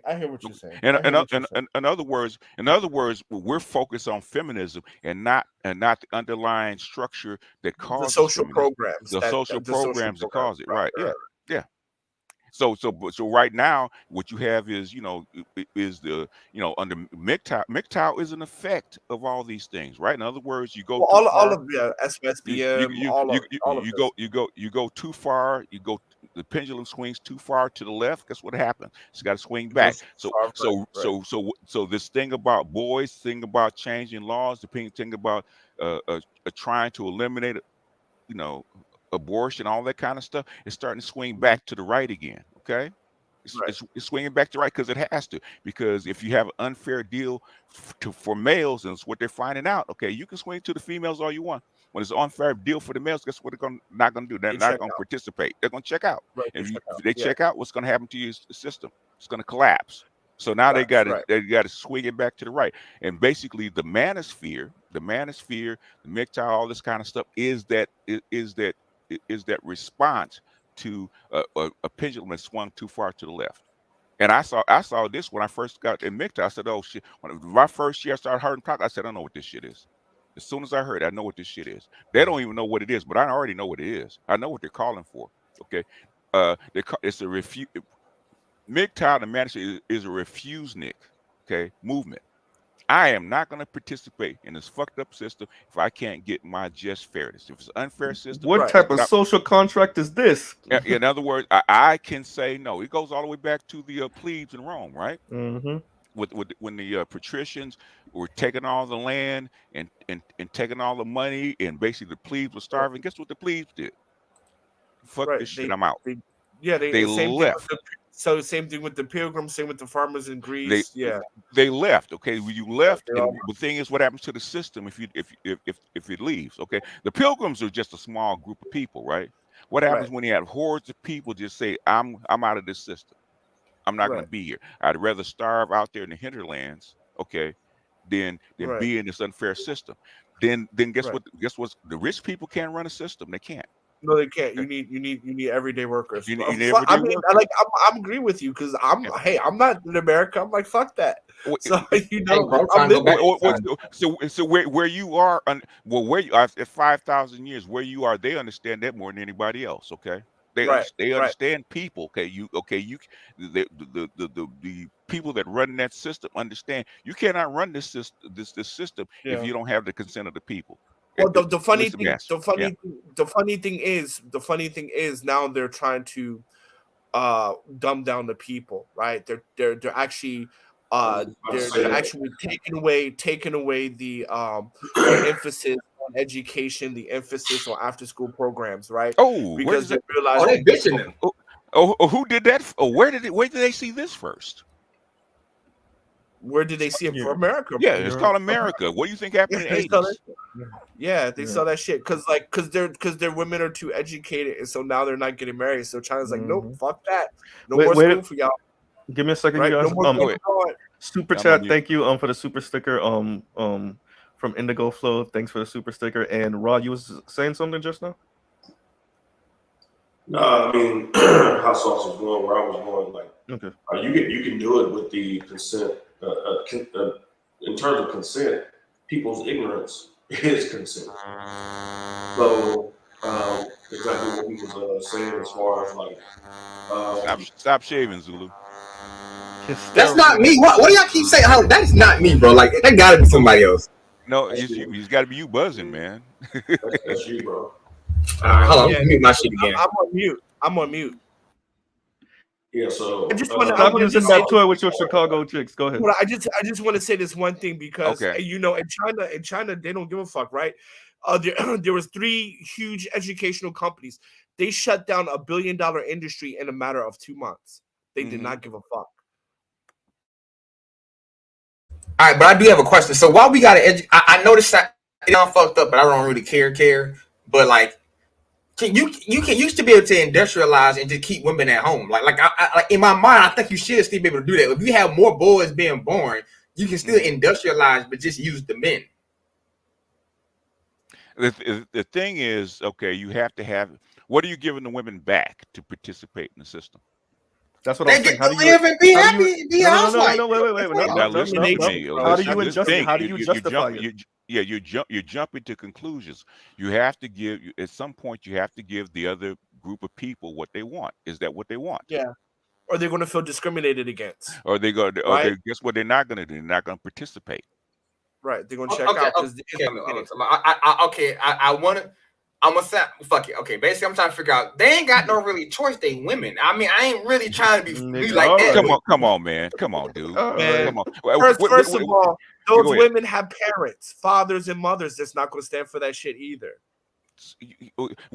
Let me ask me, riddle me this, Zulu. Where is there any civilization where they've enslaved the women and survived? You don't enslave women. You just basically tell them this is what you're gonna have to do. No. That's enslavement, sir. Okay. In other words, Afghanistan. Huh? I was gonna say Afghanistan. Afghanistan, and where's Afghanistan as far as maybe development? Iran and Syria. Oh, wait. Wait. Iran. Wait. It was development. Real quick. Time, yo. You mentioned hold on. The best slaves are women because men will choose freedom over enslavement, whereas women will choose security or any form of slavery that looks like security. They would choose that form of slavery if it means security. So they actually tend to make that slave employment for a lot of women really is slavery because most of the jobs that they work tend to be support jobs anyway. So it's just not called that. It's just called employment. You mean the thing they think they're free on, Raw? You mean the thing? So they think they freeing themselves, but really though, No, it's not. It's not like if you. I mean, it's just they just changed the wording of it. It just went from slavery to employment. But the reality is that they tend to make the actual best slaves because of their mindset in terms of being security oriented first instead of freedom oriented. This notion of what they have as freedom is a freedom that was given to them by men who were the ones who implemented these concepts in terms of like feminism and stuff like that. They needed the men to enforce it. So it's really a trick bag. The problem is that they take that mentality to the men who they deal with and fight with them, which ultimately keeps the powerful men from actually really going at who they really should be going at. We spend more time fighting and arguing with the females than actually really trying to challenge the system. So challenge the system to do what? Mr. Z, I mean, challenge the system. Hold on. I mean, challenge the system in terms of what men view as impediments or hindrances in the system that they view as holding men back from a collective. And that is what? Hold on one second, Mr. Z. Can you please drop that link? I'm still waiting. Whatever. Okay, let me go ahead. Bro, He only has so many spots, so. Well, somebody's trying to come in again. No, y'all only got 6. The link for the luxury item you were talking about. Yeah. I've dropped it a couple of times. You still okay? I didn't see it. Please do it in the back chat then. Okay. Yeah, put it in not the front chat, the back chat. Okay. Yeah, the thing is, the thing is, we think it's enslavement, right? What we think is enslavement, we think is oppression, right? How come everybody that's underdeveloped is trying to get part of this oppression? Because they don't know no better, I'm guessing. Oh, really? You've been to Uganda? Why? Okay. That's a flip answer. Go ahead. Well, go ahead. That's me being facetious. I just said it. Okay. What they're trying to get to the point of where they have more stability and more of their basic needs can be met. Like they get electricity, they got food, they got so forth and so on. They ain't got to worry about freezing to death or being so goddamn hot is like they having a heat stroke. So I understand that. So yeah. So this is called so this is slavery. Okay. Well, for me, I would say yes. I would prefer to live off the grid. I find freedom out. That's fine for one individual person. When we have 8 billion people, how do you do that? Well, I mean, you missed the first part. We're talking about oligarchs. We trying to be oligarchs top of the line. We ain't trying to be. If you're oligarchs, okay, oligarchs. They've always been oligarchs, okay. Whether it's the chief, whether it's the priest, whether it's the the head ruler of whatever said country, there's always been oligarchs. Well, no, my point is that I really can't worry about the people. 8 billion. I just got to worry about my freedom. Well, you can. You have okay. If you're an oligarch, you got to worry about the 8 billion because that's him. I'm not saying that. Listen to what I'm saying. Okay, you have to worry about it because what is your wealth sit upon? The people and their productivity and their productivity. Go ahead. Okay. Thank you. Convince me. No. Me and Zula are talking we're having two different conversations. Okay. What I'm saying is that I would prefer to live off the grid because I feel of freedom. What he's talking about is oligarchy. I'm not talking about that. Anybody, depending on how you want to live, anybody can live off the grid. Right. You don't need the grid. I mean, there was no grid when people first came onto this planet. There was no grid. That's exactly right. Right. That's true. And I wanted to go rewind 2 minutes just real quick. People want to live off the grid. Want to take the modern conveniences with them. They don't want to leave them behind. Right, but I can do without air conditioning. Electricity, running water, clean running water. But there's get rid of your waste. Okay, you can live like the Amish if you want to. technology right now The Amish is still part of the grid. No, technology right now allows you to have those comfort creature features. Yeah. Right, and still be off the grid. Right, there's technology for that now. Yeah, but you're still part of the civilization. But I was gonna say, but how you if you keep a cell phone, you're not off the grid, right? Yeah. How would you? So you wouldn't be off the grid. Any type of modem, you're not off the grid. Any type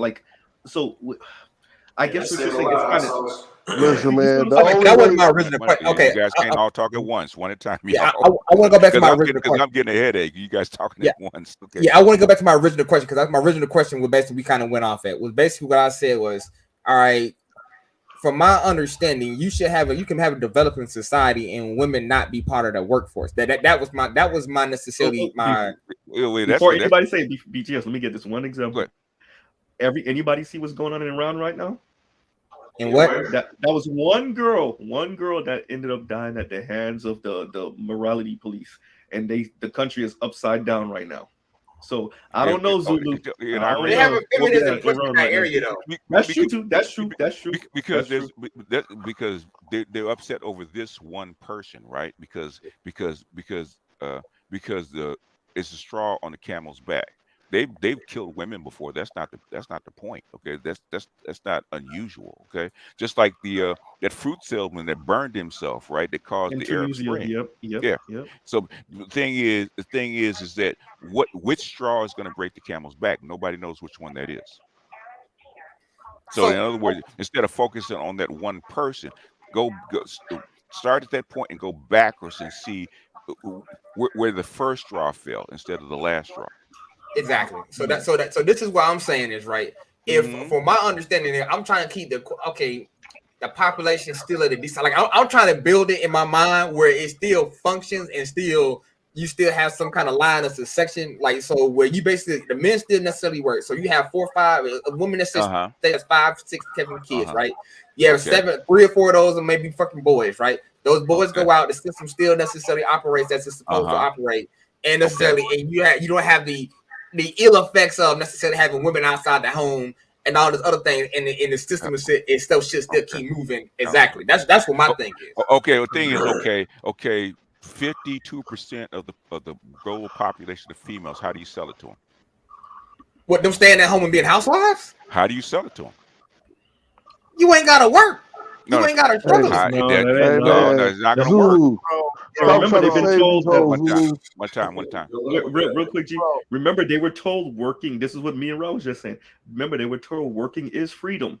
Yes. I'm talking about in other countries. I ain't talking about in America. Fuck this shit. But this is what I'm saying. Zulu. Look, why do you think women in other countries don't work? Because the men are doing the work. No, women work, bro. Because work's too hard. Yeah, women do work. Bro, yeah, women work. No. Women in other countries work. Women in China work and still come home and take care of the home. Women in Vietnam work. Women in Cambodia Women in South America work, nigga. They work. Hard labor, my bad. Hard labor. No, they do hard labor, bro. They doing hard labor. Really? But this is the thing. We call hard labor. In America, look, we dealing as niggas. We dealing with an inverse reality where these bitches think that nobody else work but them. So we over here in America dealing with our bitches, and they don't really do. No, because it's real shit. We over here dealing with these bitches, and we think that all bitches act like these bitches, and that's not the real truth. There's women with a man that get up in the morning, motherfucking carry pig trotters to a trough, clean them, still go get her kids up. All this, get them to school, get them done, leave when their kids go to school, go do a little business to help their husband, then come home and cook dinner when he come in the door. Like, come on, bro. These bitches is lazy. We're not, this is not, come on, bro. These bitches sit at a job. These bitches in America sit at an office every day with air conditioning and say they tired. Hot sauce. This is what I want you to do, right? Okay. This is what I want, because you can do this, because you're the smartest person in the room. Okay. I'm not the smartest person in the room. you are officially the smartest person in the room, sir. Okay. Look at this, man. Track. I gotta get smarter, man. track the percentage of officially of the women in the labor force and track the amount of kids being born. Track it Right. from 1960 on. Go ahead. In industrial modern countries, I will agree with you. In the West, we had this conversation. I will agree with you in the West. That's y'all like, there's share, no- subscribe, hit the super chat. Great conversation. However, Is Brazil part of the West? Would you consider them part of the West? yes, I would consider Brazil part of the West. Modern, yes. Okay. So now you got to say what's West versus what. Okay, so I would say post-industrial countries of the West. I would say to make it kind of simple, countries that are not a part of the WTO would be non-Western. Okay, right? So now I'm confused. Well, World Trade Organization. Yeah. I would say any country that's a part of that The has some WTO? sort of modernization. Yeah, That's all the industrial countries on the planet. That's like 10 countries, man. No, but That's not part of it. Brazil is a part of that. I mean, right now they're one of. I mean, they're one of the bread baskets of the world. They're very modernized. Okay, right? Brazil, but it's still a global South country, isn't it? It is a global South country. It's industrial. I would say Brazil is definitely industrial. Okay, but this the thing. Are they part of the West? I would say, okay, but part of the West in thinking, education, and business, yes. Okay. But are they part of the? But they are BRICS. But for this conversation, okay, yeah, all right, yeah. Let's say what BRICS are again: Brazil, Russia, India, China, South Africa. Go ahead. In other words, China is just as Western and modern. I mean, it's East, but it's just as modern. This the thing. We're not talking about West. We're talking about post-industrial, right? Yeah. Right. Industrial. Industrialized, yes. No, post-industrial, because that's where the effects actually come. Well, China is definitely post-industrial. Absolutely, yes. Yeah. But it's the thing. Well, the way I look at it is the way I've been looking. I don't know if I'm right or wrong. The system is big and it needs more administrators. Hold on. It needs more. Go ahead. Let me just say this. When I'm talking about, it's like I would say like Vietnam, Cambodia, Laos. Those places would not be modern. Congo, New Guinea. For example, my social media manager, right? My social media manager, she's from Guinea, right? So Democratic Guinea, some West African, whatever, right? And how she grew up was like this. And her mother, her father is Guinea, right? West African, and her mother is from Belarus. So she speaks French. I mean, they speak Spanish. She speaks Spanish and she speaks Russian and she speaks English, right? And so here she talked about how they grew up and how the women that grew up. And this goes to what G was talking about. Her and her mom would go, she said 2 kilometers to the watering hole to get water for the day, bring it back, right? Bring it back, make breakfast for the boys and her father. Her father goes to work. Her mother goes to some fucking market to sell the vegetables and shit like that. Then come back home and prepare the food for the boys and the father. Like women have always worked. Yeah. Guess what the fertility rate in 1970 for Vietnam was? 6. I don't know. 6. Yeah. Guess what it is now? Guess what it is now? 6. 2. Oh, 6. No, it was 6 is 2, right? They follow the exact same 50 years. They follow the exact same track that everybody else has. China, the factories went from Guangdong, China to Vietnam. So they become part of the same environment. It's environmental. Let me get this out real quick, you guys. Mr. Shug, thank you very much for the super sticker and for the super chat. He said, what's a washing machine? Hysterical. Hashtag what's a washing machine? And then thank you, D Scott. D Scott says CPT. I'll catch the playback. Okay, thank you guys. Thank you. All right, go ahead, BGS. In other words, basically, man, over the past 5 years, 5-6 years, man, I've been reading this kind of stuff, right, from all different angles, right? Why? I'm a why person, right? Okay, me and hot sauce are why people. Okay, why do things happen? Okay, and this is the thing is, why does this happen? Like like I wanted to understand feminism from its root, because I knew there's a point where it started, right? Things, why did these women take these particular stances? Why did they invoke these particular clauses, right? Why did they stand on these principles, or where did it come from, right? And basically, it came from the socialism, the post agrarian contract, which is the social contract, right? Where did it come from, and why did it happen, right? So you read all this stuff, said, okay, this is the point, this is the beginning point where all this crap, this bullshit started, right? Why did it start, right? It came with the Industrial Revolution, taking women and children out of the home and put them into the factory, right? And then all of a sudden the divorce rate shot up, okay? Shot up. And that's where the 10 years doctrine actually came in. Where did the children go? Oh, where did children go after a divorce, right? Because it wasn't a big problem before, but all of a sudden it is. How do we solve this? Okay. And this is the government. This is the government trying to manage these things that are going back and forth. Industrialism, you need women and children in the factory actually move forward, right? But you have to settle these disputes between the family. This is how they did it. And they've been doing it ever since. They've been talking about the decline of the family for the last 200 years. It's not new. And you know what's crazy, BGS? You know what's really crazy? Mm-hmm. Out of all the countries in the world, China is feminizing Africa at the moment. Yeah. And that is some unbelievable shit. But China, out of all the countries in the world, is feminizing Africa. Why do you think that is, Hot Sauce? Well, I mean, because it's becoming industrialized, right? Exactly. And who wanted to industrialize? Right? China's not doing something that wasn't asked for, because why I want to know, because in 2003 we're talking about this shit to the Africans, right? I'm the one that said, I'm the one that told them straight up, right? Okay, you got two choices. Okay, I said, you may think that the China's the devil, and you might be right, but guess what? When the only bargain you have is the devil's bargain, you better take it. And they took it. They took it. And because the Chinese were the only people that were willing to actually help them industrialize. Nobody else was, right?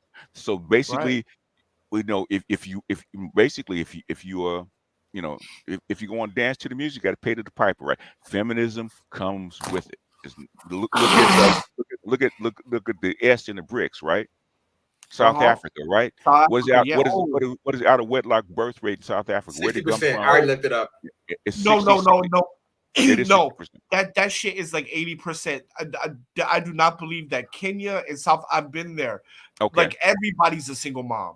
Okay. Everybody's a motherfucker. Yeah, I ain't gonna lie. When I was in Uganda, I saw a couple. I didn't see that many, but I did start. They was like, bro, this single moms here, and I was like, for real? It is. The thing is, it is. The thing is, you're gonna have to find a new model. This is just my take on it, right? If people can, I'm an old dude. I ain't got to live through this shit. Now we're wrapping back around. Go ahead, BGS. Good point. In other words, I'm an old dude. I don't have to live through this shit. You basically, the model that you've had for, I would say, the last 3,000 years or so doesn't fit anymore. Okay. This is a new. You're gonna have to adjust to a new model. This is the transition period between the old and the new. What are you gonna build? And that's the issue. What are you? That's what I'm trying to do. I'm in that phase.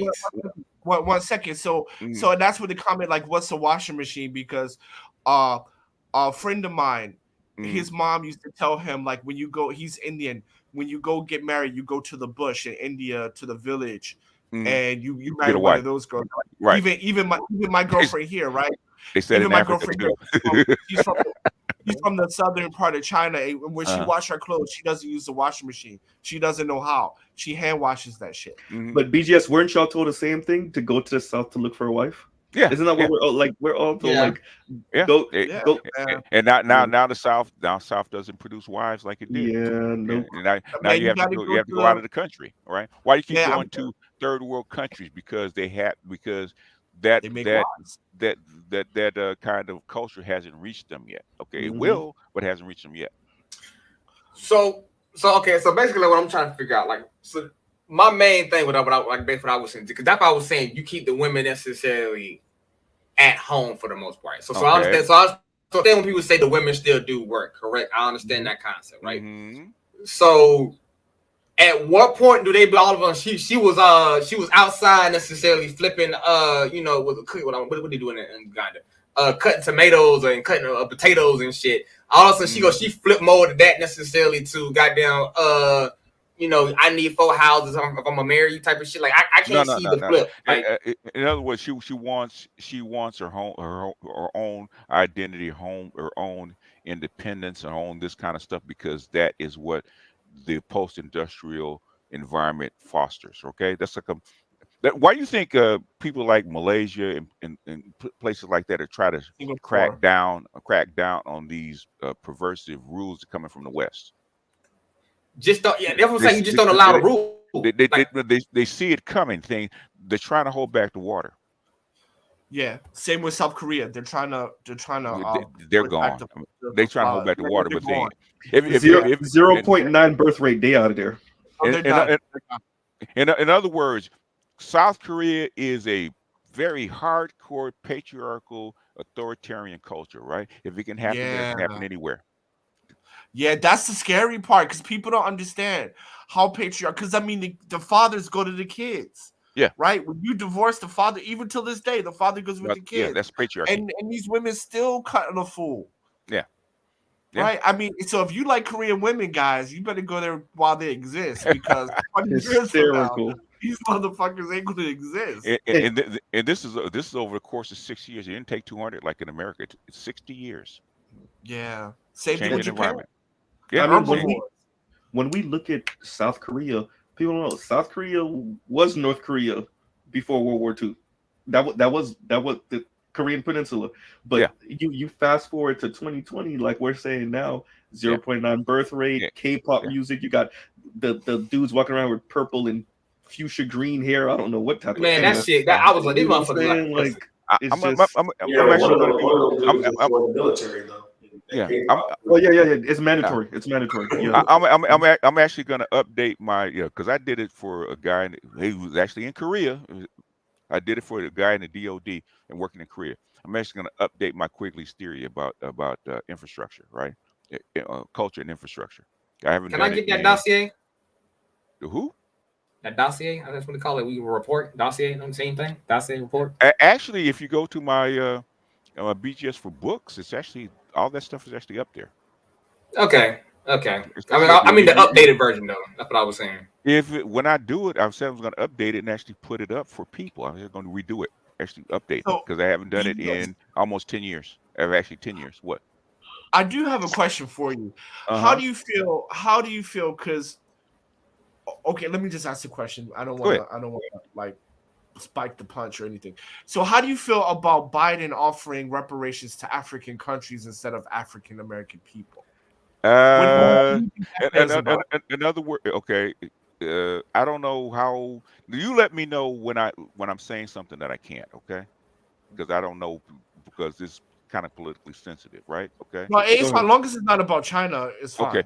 Okay. Well, basically, for the this is something we noticed since 2007, right? Okay, when they went to I think the EU was actually hosting a Lisbon conference as far as EU doing business with the rest of the world, right? And 53 African countries actually walked out. Why they walk out?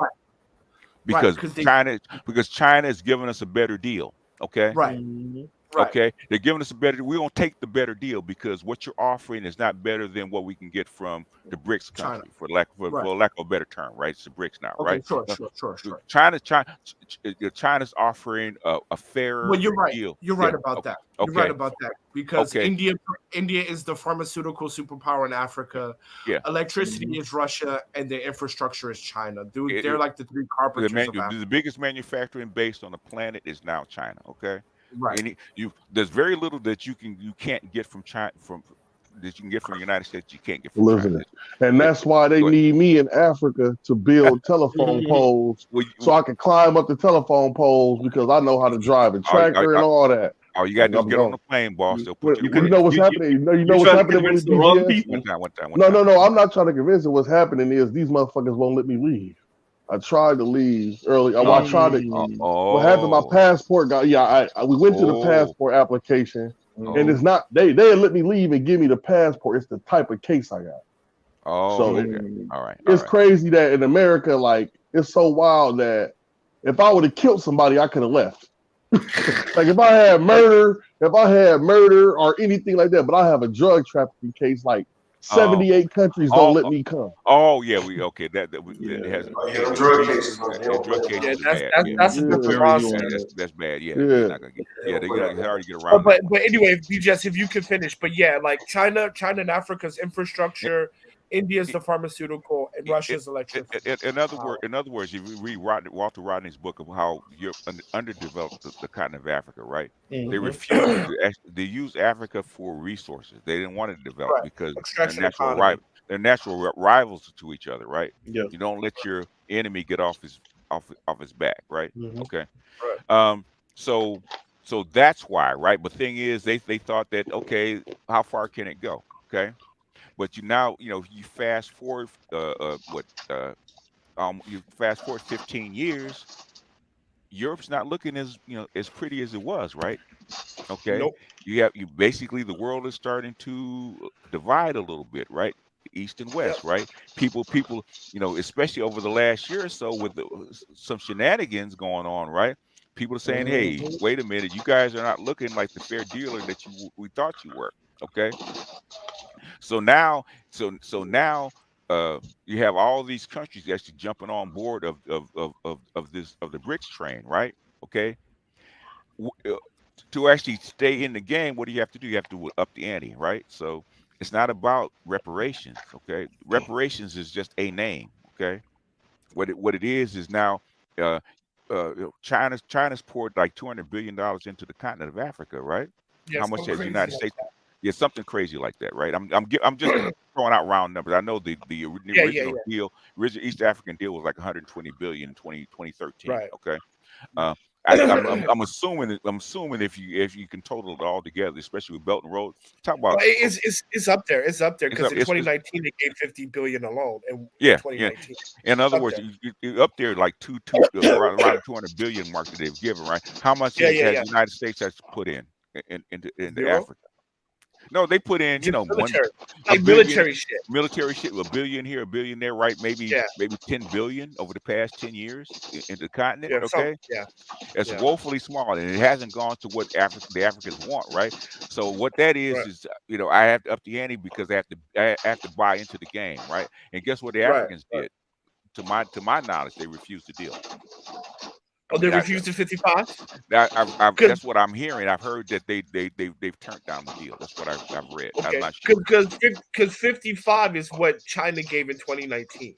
Yeah, and you come up with a $50 billion package, and that you haven't started to invest in over time, because really what the Africans were actually asking for at the time, right, is to send the African Americans over, right? We want to work with them, okay? We want to work with them. You need to, Give me a second, you guys. My apologies. G, what you doing? Taking a shower? Are you washing dishes? What you doing over there? My fault. I'm playing Division. Hold on. And while we doing that, Oliver the Great, thank you for the super chat. Oliver the Great says, my dad said African diaspora in America are the greatest unknown asset to America getting into Africa. That is true. But the thing is that and thank you for the super chat, Oliver the Great. Go ahead. And I'll say this, okay? Colin Powell said that back in 2003, right? Rest in peace, Colin Powell. But the thing is that guess what? White folks don't trust. They don't Negroes. trust black folks. They don't trust Negroes going into Africa because they're afraid we're gonna actually take their side. Okay, that's what. And it's the thing. No, they don't trust us because we black. No, they don't trust us BGS for real because we black Romans. Real life. That's the shit. Romans. Yeah, we black Romans. I mean, we just like them. We're just like them. We gonna go over there. We're gonna go over there, get some money, colonize that motherfucker, and try to figure out how to build an army. No, actually, what if anybody's been to the continent, man, as a black person, right? As soon as you land there, you're there for about a week. You start to feel part of them. Yeah. One time. I can say this. You feel like a part of them until they start fucking giving you that foreign tax. You like, fuck you. Yeah. That What they gonna do? foreign tax had me ready to get start colonizing some shit. I'd be like, bitch, what? They're gonna do that because because well, number one, you're lit, and plus you bring in money, and then the second thing is they don't trust you yet. It takes time. Okay. It does That's take why I time. was trying to figure out how to speak their language. Because it does take time. Because I mean, like when I'm walking down the street, they just know you're a motherfucking outsider. They just know. I mean, bro, like, if you like my color, bro, I'm like dark brown, like I'm like mid brown, That dark doesn't brown. matter. They can tell you're American, man. They can tell. They can tell. And they can tell by your smell. They can tell by your smell that you're They American. know Nigerians. I'm speaking particularly Kenyan, right? When like even when you walking down the street, Kenyans will be like, oh, that guy's a Nigerian. Yeah, they Man, know. Look at that. They got a forehead out there in East Africa, bro. If you ain't got a forehead as massive as fuck, they know you ain't from there, bro. Yeah. So That's hysterical. That's true. Hey, bro, that East African forehead is legit, bro. Like I be fucking with my girl that's over there. I be like, girl, that forehead so big, man. But it's legit though. This the thing. But this the thing. Like the way I think about it is that when we go over there, I'll let somebody else in a minute. But go ahead. Yeah, when we I'm go over going to there, close out in a few minutes, so you guys go ahead. Yeah, I can go if you want to let somebody up. Yeah, I'll let list Namer some other on because I'm gonna drop I'm gonna end out in like by 1 over here on the East Coast 1:45, so about 12 minutes. Oh, let me drop off and let somebody else. Yeah, I'll drop off. oh yeah, I'm gonna drop off too. I'm gonna drop off too. All y'all have a good day, bro. Namer gonna be like, what the hell? That is kind of fucked up. Yeah, we all drop right now. Yeah. Okay, let's let Namer on up. Go ahead, y'all. Go ahead, y'all finish. Y'all finish up. He's from the continent. He probably can better speak on it. Yep. And Rod, like I said, you go ahead and talk whenever you want, bro. Yeah. let me say this before you go. I was having a conversation with some of the brothers from the Brain Trust, and one of the dudes has gone to Africa a couple of times over there and said that in his conversations with people over there, some of the movers and shakers over there, because it was something that I actually disagreed with him about a couple of years ago, until he actually started expounding on his experiences over there. One of the things he said that they want to do business with us. He said that many of them mentality is like they would rather do business with us than these other motherfuckers. He said that the problem is that we just need to get our shit together in terms of business. And so I think that one of the things that we have had a serious problem with is that we don't really know or really don't care to know our own history, and people who have went before us, who have tried to lay out blueprints. Everybody thinks that, well, a lot of people think that Pan-Africanism really is most attributed to Garvey, but it was Booker T. Washington who inspired Garvey to do the things in Africa that Booker T. Washington had already been doing.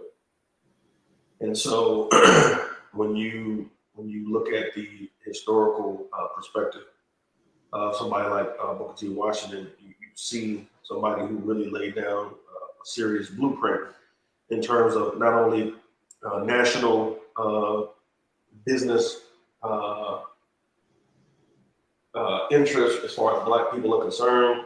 He had an international focus as well. And Africa was one of the places that he was actually doing work in.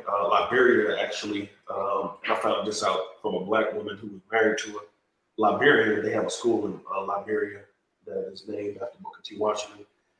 He actually was trying to set up a cotton growing empire in Togo to compete with the southern racist cotton growers to compete. And one of the things that Booker T. Washington understood was he basically was like, in America, in terms about the American economy, he was like, either you're a producer, and a manager, or a He was basically like, you know, to be a part of the power structure of America, you must control money. And this is something he was, you know, like Negro has never really done. So we have to really, it's about understanding the system. The reason why China is in the position that they are in, because after they got their ass whooped by the British, it took them more than once. Go ahead. It took them about 100 years to really fully, you know, master capitalism. They had to play the game because they were not in a position where they had the power like that. So it's no different for us. Like, we're going to have to master the game if we want to actually be relevant, really on this planet at this point. And I agree with that. If there's no other way, and I think that this is where the nameless protagonist comes in, right? Where he's like, well, you might have to lean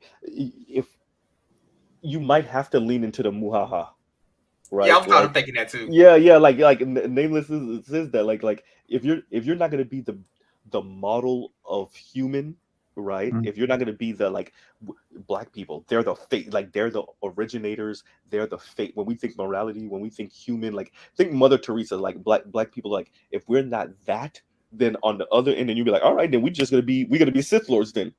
Yeah, bro. Yeah, I've been kind of going that way, bro. It's either or, right? It's either you're I'm not even gonna say Gandhi. You're Martin or Mother Teresa, or you're a Sith Lord. Like there is no in between. You gotta, and going to what Ross saying, like you gotta, and then you're gonna just have to be the master at that, right? And continue to elevate, you know. But yeah, man. So Namer, you have anything to say before I close out? Well, first of all, I take offense at the fact that you got me in at this late in the show. Man, I only have space because I gotta buy the upgraded version. Everybody has the upgraded. Zulu, I would take a swing at you, but that forehead thing you mentioned was actually pretty accurate. But that bro, I'm telling you, I got the forehead, motherfucker. But that forehead shit is goddamn pronounced. But I went over there, they was like, "Where you from?" I was like, bro, they knew instantly, bro. When I got up there, when they looked at my forehead, they was like, "Oh, you damn sure ain't from here, bro." And like, and then added the fact that I'm like 8 shades lighter than everybody else that's walking around this bitch. Like I'm like mid brown. Wait. What was that? 8 shades lighter? I'm like 8 shades lighter than everybody walking around that shit, bro. When I was in Uganda, bro, in Tanzania, they looking at me like, why you? They called me white man. This is that. I thought they were joking, bro. I saw this one lady. She had a baby with a German dude, bro. Me and this baby had the same goddamn color, and he was like a newborn baby. Like I knew shit. So she looking at me. I was like, okay, I see why. You know, I always find that interesting because like me and one of my homegirls, she'll call someone light skinned. I'll be like, that nigga ain't light skinned. like it'd be a brown person. She'd be like, oh, that's light skin. I'm like, what is your definition? Because for me, it's brown paperback or lighter. Not even brown paperback. You gotta be lighter than a brown paperback for me to call you light skin, right? But actually, it kind of varies from place to place, Z. Because like I know that's what I'm saying. It's perspective, right? It's perspective. But it's because like sisters that people call light skin. I'm like, that person brown as hell. That person's copper skin. Like that person's not light skin. And like they don't even have a red. You know, I can understand if that person is like brown with maybe a reddish undertone, and so people that call that light, air quotes, light skin. I'm like, that person's not light, bro. There's red, there's yellow, and there's like yellow. I can understand why you would call that light skin, right? But I don't know. Maybe it's just me. But there's certain people brothers and sisters that's brown as hell. And people be calling light skin. I'm like, that. Because where they're from, they are they are more of on the lighter shade of that on that spectrum over in that country. It's not perspective; it's more like spectrum as well. The spectrum of hue in that place. Let me tell you something that was funny, bro. Like I thought the dark skin jokes were like necessarily an American shit, bro. I was over there in Uganda, right? And I was talking to one of these chicks. And I was like, you kind of dark, man. She was like, man, no, fuck that shit. No, you know who's really dark? I'm thinking like, who? She's like, South Sudanese, now they is really black. And I'm sitting here like in my mind, bro. I just went back to like high school, middle school. They were like, oh, motherfucker, you so goddamn black, bro. Like it's so funny. It was funny to hear the basically like you goddamn joke coming from somebody who like dark skin is a Uganda talk, but black, like we see a suit me person, bro. South Sudanese are some of the darkest people you will come across. You ever seen any? Boy, that If you shit, see that's all. It's levels, bro. That's when I Bro, start figuring out. Oh, it's levels to this shit, bro. It's levels to people this call shit. But certain the thing is, you forget, Zulu. go We David. are not we are not immune to the history, legacy of slavery. Only thing was Yeah. for us, it was slavery to the Arab world and to as far west and as far east as India. Mm-hmm. They were taking slaves all the way to you. In fact, as far north as the Caucasus. Can you believe that? There are black people in the Caucasus who I pretty believe much it. mixed in. I believe it. In Georgia, in the former Soviet Republic of Georgia, in a place called Abkhazia. Oh yeah, bro. I heard about that. You see them, they got Africanized features. Most of them are like most of them were brought by the Turks when they controlled that area. Man, I seen that shit when I went to India, bro. I was like, when I saw that curly hair, like I always know what like a black person was here when I see curly hair. So when I see like an intricate, like that's how I know. Like if I go to a place, like I was in India and shit, and I was like in southern India. You went to Tamil Nadu. Real quick. One of the two southernmost states, along with Kerala. My one of my close coworkers, there was a this chick that we were looking at, and he was like, bro, I'm telling you, she got some black in her. I know a nigga when I see a nigga. And when he said that, I died. I thought it was the fun, and, ADOS FBA dude. And he said, hey, I know a nigga when I see a nigga. And come to find out, she did. You check her family tree, it was a couple of black grandmas in there. So he was right, but I think it's just hey, bro, but I can tell. But when I see that figure, if I see like a certain kind of figure, then I see like a curly hair pattern, I'll be like, because that's only because curly hair only really come from one group of people on the planet. Yeah. So if I see curly hair, I'm like, oh yeah. But let me read this real quick. Real quick. Oliver the Gray with the super chat, and he says this needs to be a larger show. Call out sick donations. I'm not calling out sick. Hysterical, but thank you, Oliver the Gray, for the super chat. Go ahead. Hold on, Oliver the Gray. Wait, hold on. Oliver the Gray, you got to understand, Mr. Z is a workaholic, and he's got more jobs. He's put on and have all the Jamaican. He and the Haitians over down in South Florida are putting all the Jamaicans out of work right now. No, that's why a lot of them got to move up north to New York and everything. It's like that. Y'all remember Living Color? There was a show called Hey Mom, where they were like that Caribbean family, where they always had like several jobs and everything. I do know of that though. I do know. Yeah, of that. they were. Yeah, but they were Trinidadian. They claimed they were from Trinidad. To avoid trouble. Say word of I'm not a red bone, but in Texas. She forgot she's not in Jersey no more. No, bro. In Jersey, y'all got all the shades. Look, if you touch that brown paper bag color, you light skin. All right. If you brown paper bag, you light skin. All right. Anything brown paper bag and lighter is light skin in the South. Okay. Nah. That's Namor. That's how you say your name. Namor. Neymar. All right, Neymar, but yeah. Neymar. All right, all right, but this is how I judge it, right? I can always tell. I look by the hair because for me, when I look out there planet, right? When I do my mental, see what I'm saying? Muhaha, looking at the world like from the sky point, right? Yeah. Any place that's like close to Africa necessarily, you see that curly hair, right? Wherever there's African people close to other people, you see that curly hair. Like you go out to like North Africa. They brought the curly hair Arab girl shit that says that they even had a meme about it when Drake was over there. That's a real thing, bro. Because when you start seeing overly large goddamn behind, let's just say with curly hair girls, I'm like, oh yeah. But somewhere in this bloodline, it's in the Middle East too.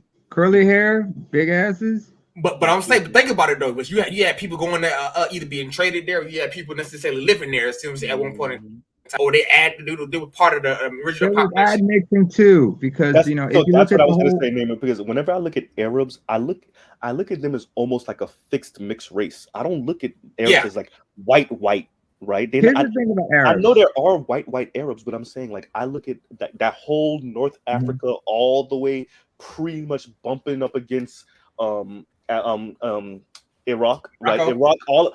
Morocco, all the way across to Tunisia, Egypt, Morocco, all of that. That is like borderline a fixed mixed race, and I don't have no scientific proof to prove that, but that's how I conceptualize it. And let me read this real quick. Oliver the Gray says, "Hey, Red to Toya, because that's exactly what we call her in the South." Go ahead. The thing is, like Z, you forgetting that Everybody in North Africa aren't thorough Arab. They are Amazigh or Berber, as they're referred to, and many of them haven't been Arabized. Like take Sudan. I mean, Sudan. Everybody there is like they identify as there's a majority that identifies Arabs, but they're actually Nubian who've been Arabized. Exactly. Where did you say that's where's that? Sudan, bro. Sudan. Oh, yeah. Northern Yeah. Sudan, Okay, yeah, not yeah. South Sudan. South Sudan is a little different because South Sudan is real niggas, bro. That's the only way I can put it. Zulu. Man, you just all hyped like a Rottweiler on sugar, man. I'm always slow it down. Always. But yeah, so no, but so Sudan. So okay, yeah. So it's Africans that have been Arabized. Nubians to be exact. Majority Yeah, are Nubians. Nubians. However, you have Cushitic group, but the Nubians are like Nilo-Saharan, just like the South Sudanese are Nilo-Saharan. Okay. But then you have other groups that are like Cushitic, like the Bejas. The folks in Western Darfur, they're like more closer to the Chadians and whatnot, ethnically, culturally, and they're like kind of Nilo-Saharan. Then of course, you got Ethiopians and Eritreans, like my tribe in particular. We are actually Semitic because most of our ancestors came from across the Red Sea from the Arabian Peninsula, mixed with the locals, and you have this Afro-Semitic hybrid. You know what I'm saying? Yeah. He'll be back. Yeah. So that's why some of us, have some like. But the thing is, among my tribe is like among my tribe, among a lot of Ethiopians, Cushitic and the Semitic ones, you're gonna see a wide array of various hair textures, even within a family. That's what I'm saying. That's what I'm saying. Like plot this. I know when I start seeing that fro turn to something else, I know it's mixed with something else in it. What's an African, bro? I'm like, bro, you can tell with an African. You talking about these brown to dark skin necessarily and the Afro hair. Like the nose shape can always be different. The lip shape may be always different. But the one thing that's guaranteed among Africans is that fucking fro, bro. That fro is pronounced. When you see it, it ain't nothing like it on the planet, bro. I'm also thinking about Latin America, right? I think Latin America is the other place on the globe where you really see it. You be like, wait, are you? Let me see your family tree real quick, and you shake it, and you see, I knew it, Black Grandma, I knew it, right? Granddaddy, I knew it, Black Grandma, I knew it, right? Exactly, yeah. You're right. The thing is, like Mr. Z, I remember in anthropology class there was a textbook I read about that. In Brazil, you identify as one shade in one place and a different shade someplace else because of the climate. Your hair texture changes, your skin tone changes in response to that place you go to. So in certain places, I could be black, like in Brazil. I could be what they call preto, which means black. In other places, I could be escuro, which means dark skin. So it varies. So like if I'm in the interlands areas, I could be classified as one race or one skin tone above or less. That's true. In some places, we consider me kind of light skin and whatnot because that's all on different how the environment and everything. The environment, but I also think how socially in different places we've decided to characterize ourselves, right? And so you have the different ways of characterizing different. Let's not forget also the Spanish. They categorized everybody into like 16 different races. Yeah, that's exactly what I'm going. Based on. And they said, and there was like, what percentage of you is black, indigenous, and white, and which side of the family they come from? Because they're always going to say, because like you can have two people half black, half white, right? But the one whose father is white is in a higher state than the one who is. That's a fact. Whose father was black. That's a fact. That's a fact. But you guys, I'm going to end it out in a minute. So Zulu, you have any last words? Naaman, you have any last words? Okay, well, my last words is, bro, I'm trying to build my little empire out there in Uganda, bro. I'm really trying to. I got my small little bit of stuff up right now. I want to go back there, saving. I want to get at least $3,000-$4,000, bro. No, not three. Not I say at least 15, at least $10,000 to $15,000. Build my house, and then from there, the dream's gonna start from there. So I'm gonna start piping over dudes, piping over people. I'll be like, hey man, I need some folk who can help build this. I need homeboys who can build that. So the FBA, the Zulu Ghost, bro. I'm telling you, they gonna pay me one way or another. Goddamn it, white folk gonna pay me. So you gonna pay what you owe, Santa? Go ahead. You gonna pay me what you fucking owe, bro. So if you part of the pay me what you owe, God damn it, he gonna pay me what he owe me. So like if you part of the pay me what he owe me crowd, and you know y'all will be hearing me and seeing me, bro. So I kind of go by different aliases on different things, but two things you will see. Jacked him last night. You should have slave jacked him on Christmas Eve. Where the hell were you lazy ass motherfucker? Hey, bro, like I said, man. But like I'm gonna go ahead and jump up out of here, man, and handle business. But I see y'all guys. Appreciate it to the talking to you. Namor. I'm gonna say your name again. Neymar. Yeah. Hey, I'm country. I'm talking Neymar, but I'm all right with that, man. Neymar. All right, so Neymar and Mr. Z. I'm out, but I appreciate the conversation. I learned a lot, man. Thank you again for everybody. All right, Zulu. Later. Go ahead, Neymar. First of all, Z, you ain't shit. I'm just saying that. But I'm gonna put the 10 people thingamajigger up eventually. You gotta push the limit up to 10. I mean, this big thing shit. Unless you were doing this in your car from your phone. No. I was doing it on my girl's laptop. The nice. That explains it. That explains. You Android motherfucker. You know you can't. You shouldn't be messing with those iOS Apple, bro. I'm telling you, the Apple products is confusing to me. I'm like, what? How do you even paste with this? Right? Like, go ahead.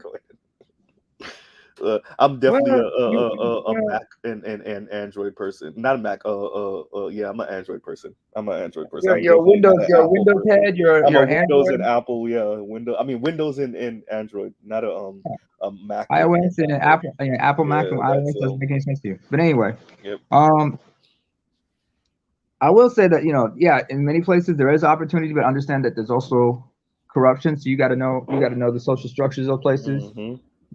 But in some places, it's not easy to, start business. Even if you want to go in there and venture, there are certain forces in there that are trying to maintain a certain status quo. So that's why Cicero always asks, cui bono? Who benefits in any arrangement? And not every place is all rainbows and sunshine, like these woke folks keep telling you. So you come out there. First of all, do your research about the history of the place, the society, the ethnicities and everything, because there are still ethnic tensions in certain parts of those and many parts of those countries. All right. With that, Z, hold it. Shit, you got to get this car tuned up, motherfucker. That's all I'm gonna say. And I'm telling you, stop wasting your money on these rims. But that's working. Hysterical, because I have been looking at some wheels. But all right, Nim. Peace. All right, y'all. So with that, y'all got to see the depressing part in the beginning, right? Or the more realistic part in the beginning, and then brought people on and we came up with some ideas. And a lot of people are saying, save as much money as you can and try to build something overseas while the gain is good and it's still cheap, because they're not fully developed yet. And you can be the one to kind of help develop those different areas, mainly Africa right now, right? So we're pretty much black people here, so the place to go is back home, right? So and I tend to agree with that. So on that note, y'all like, share, and subscribe on the way out. Thank you for listening in and being here with me. And the title of this was There Was a War and They Won. Because the elites did win. I mean, just look around you, right? So on that note, and thank you for everybody coming in. On that note, love, peace, and chicken grease. Go check out other Black Manosphere content, right? And I will pause right there. All right, everybody. Mr. Z out.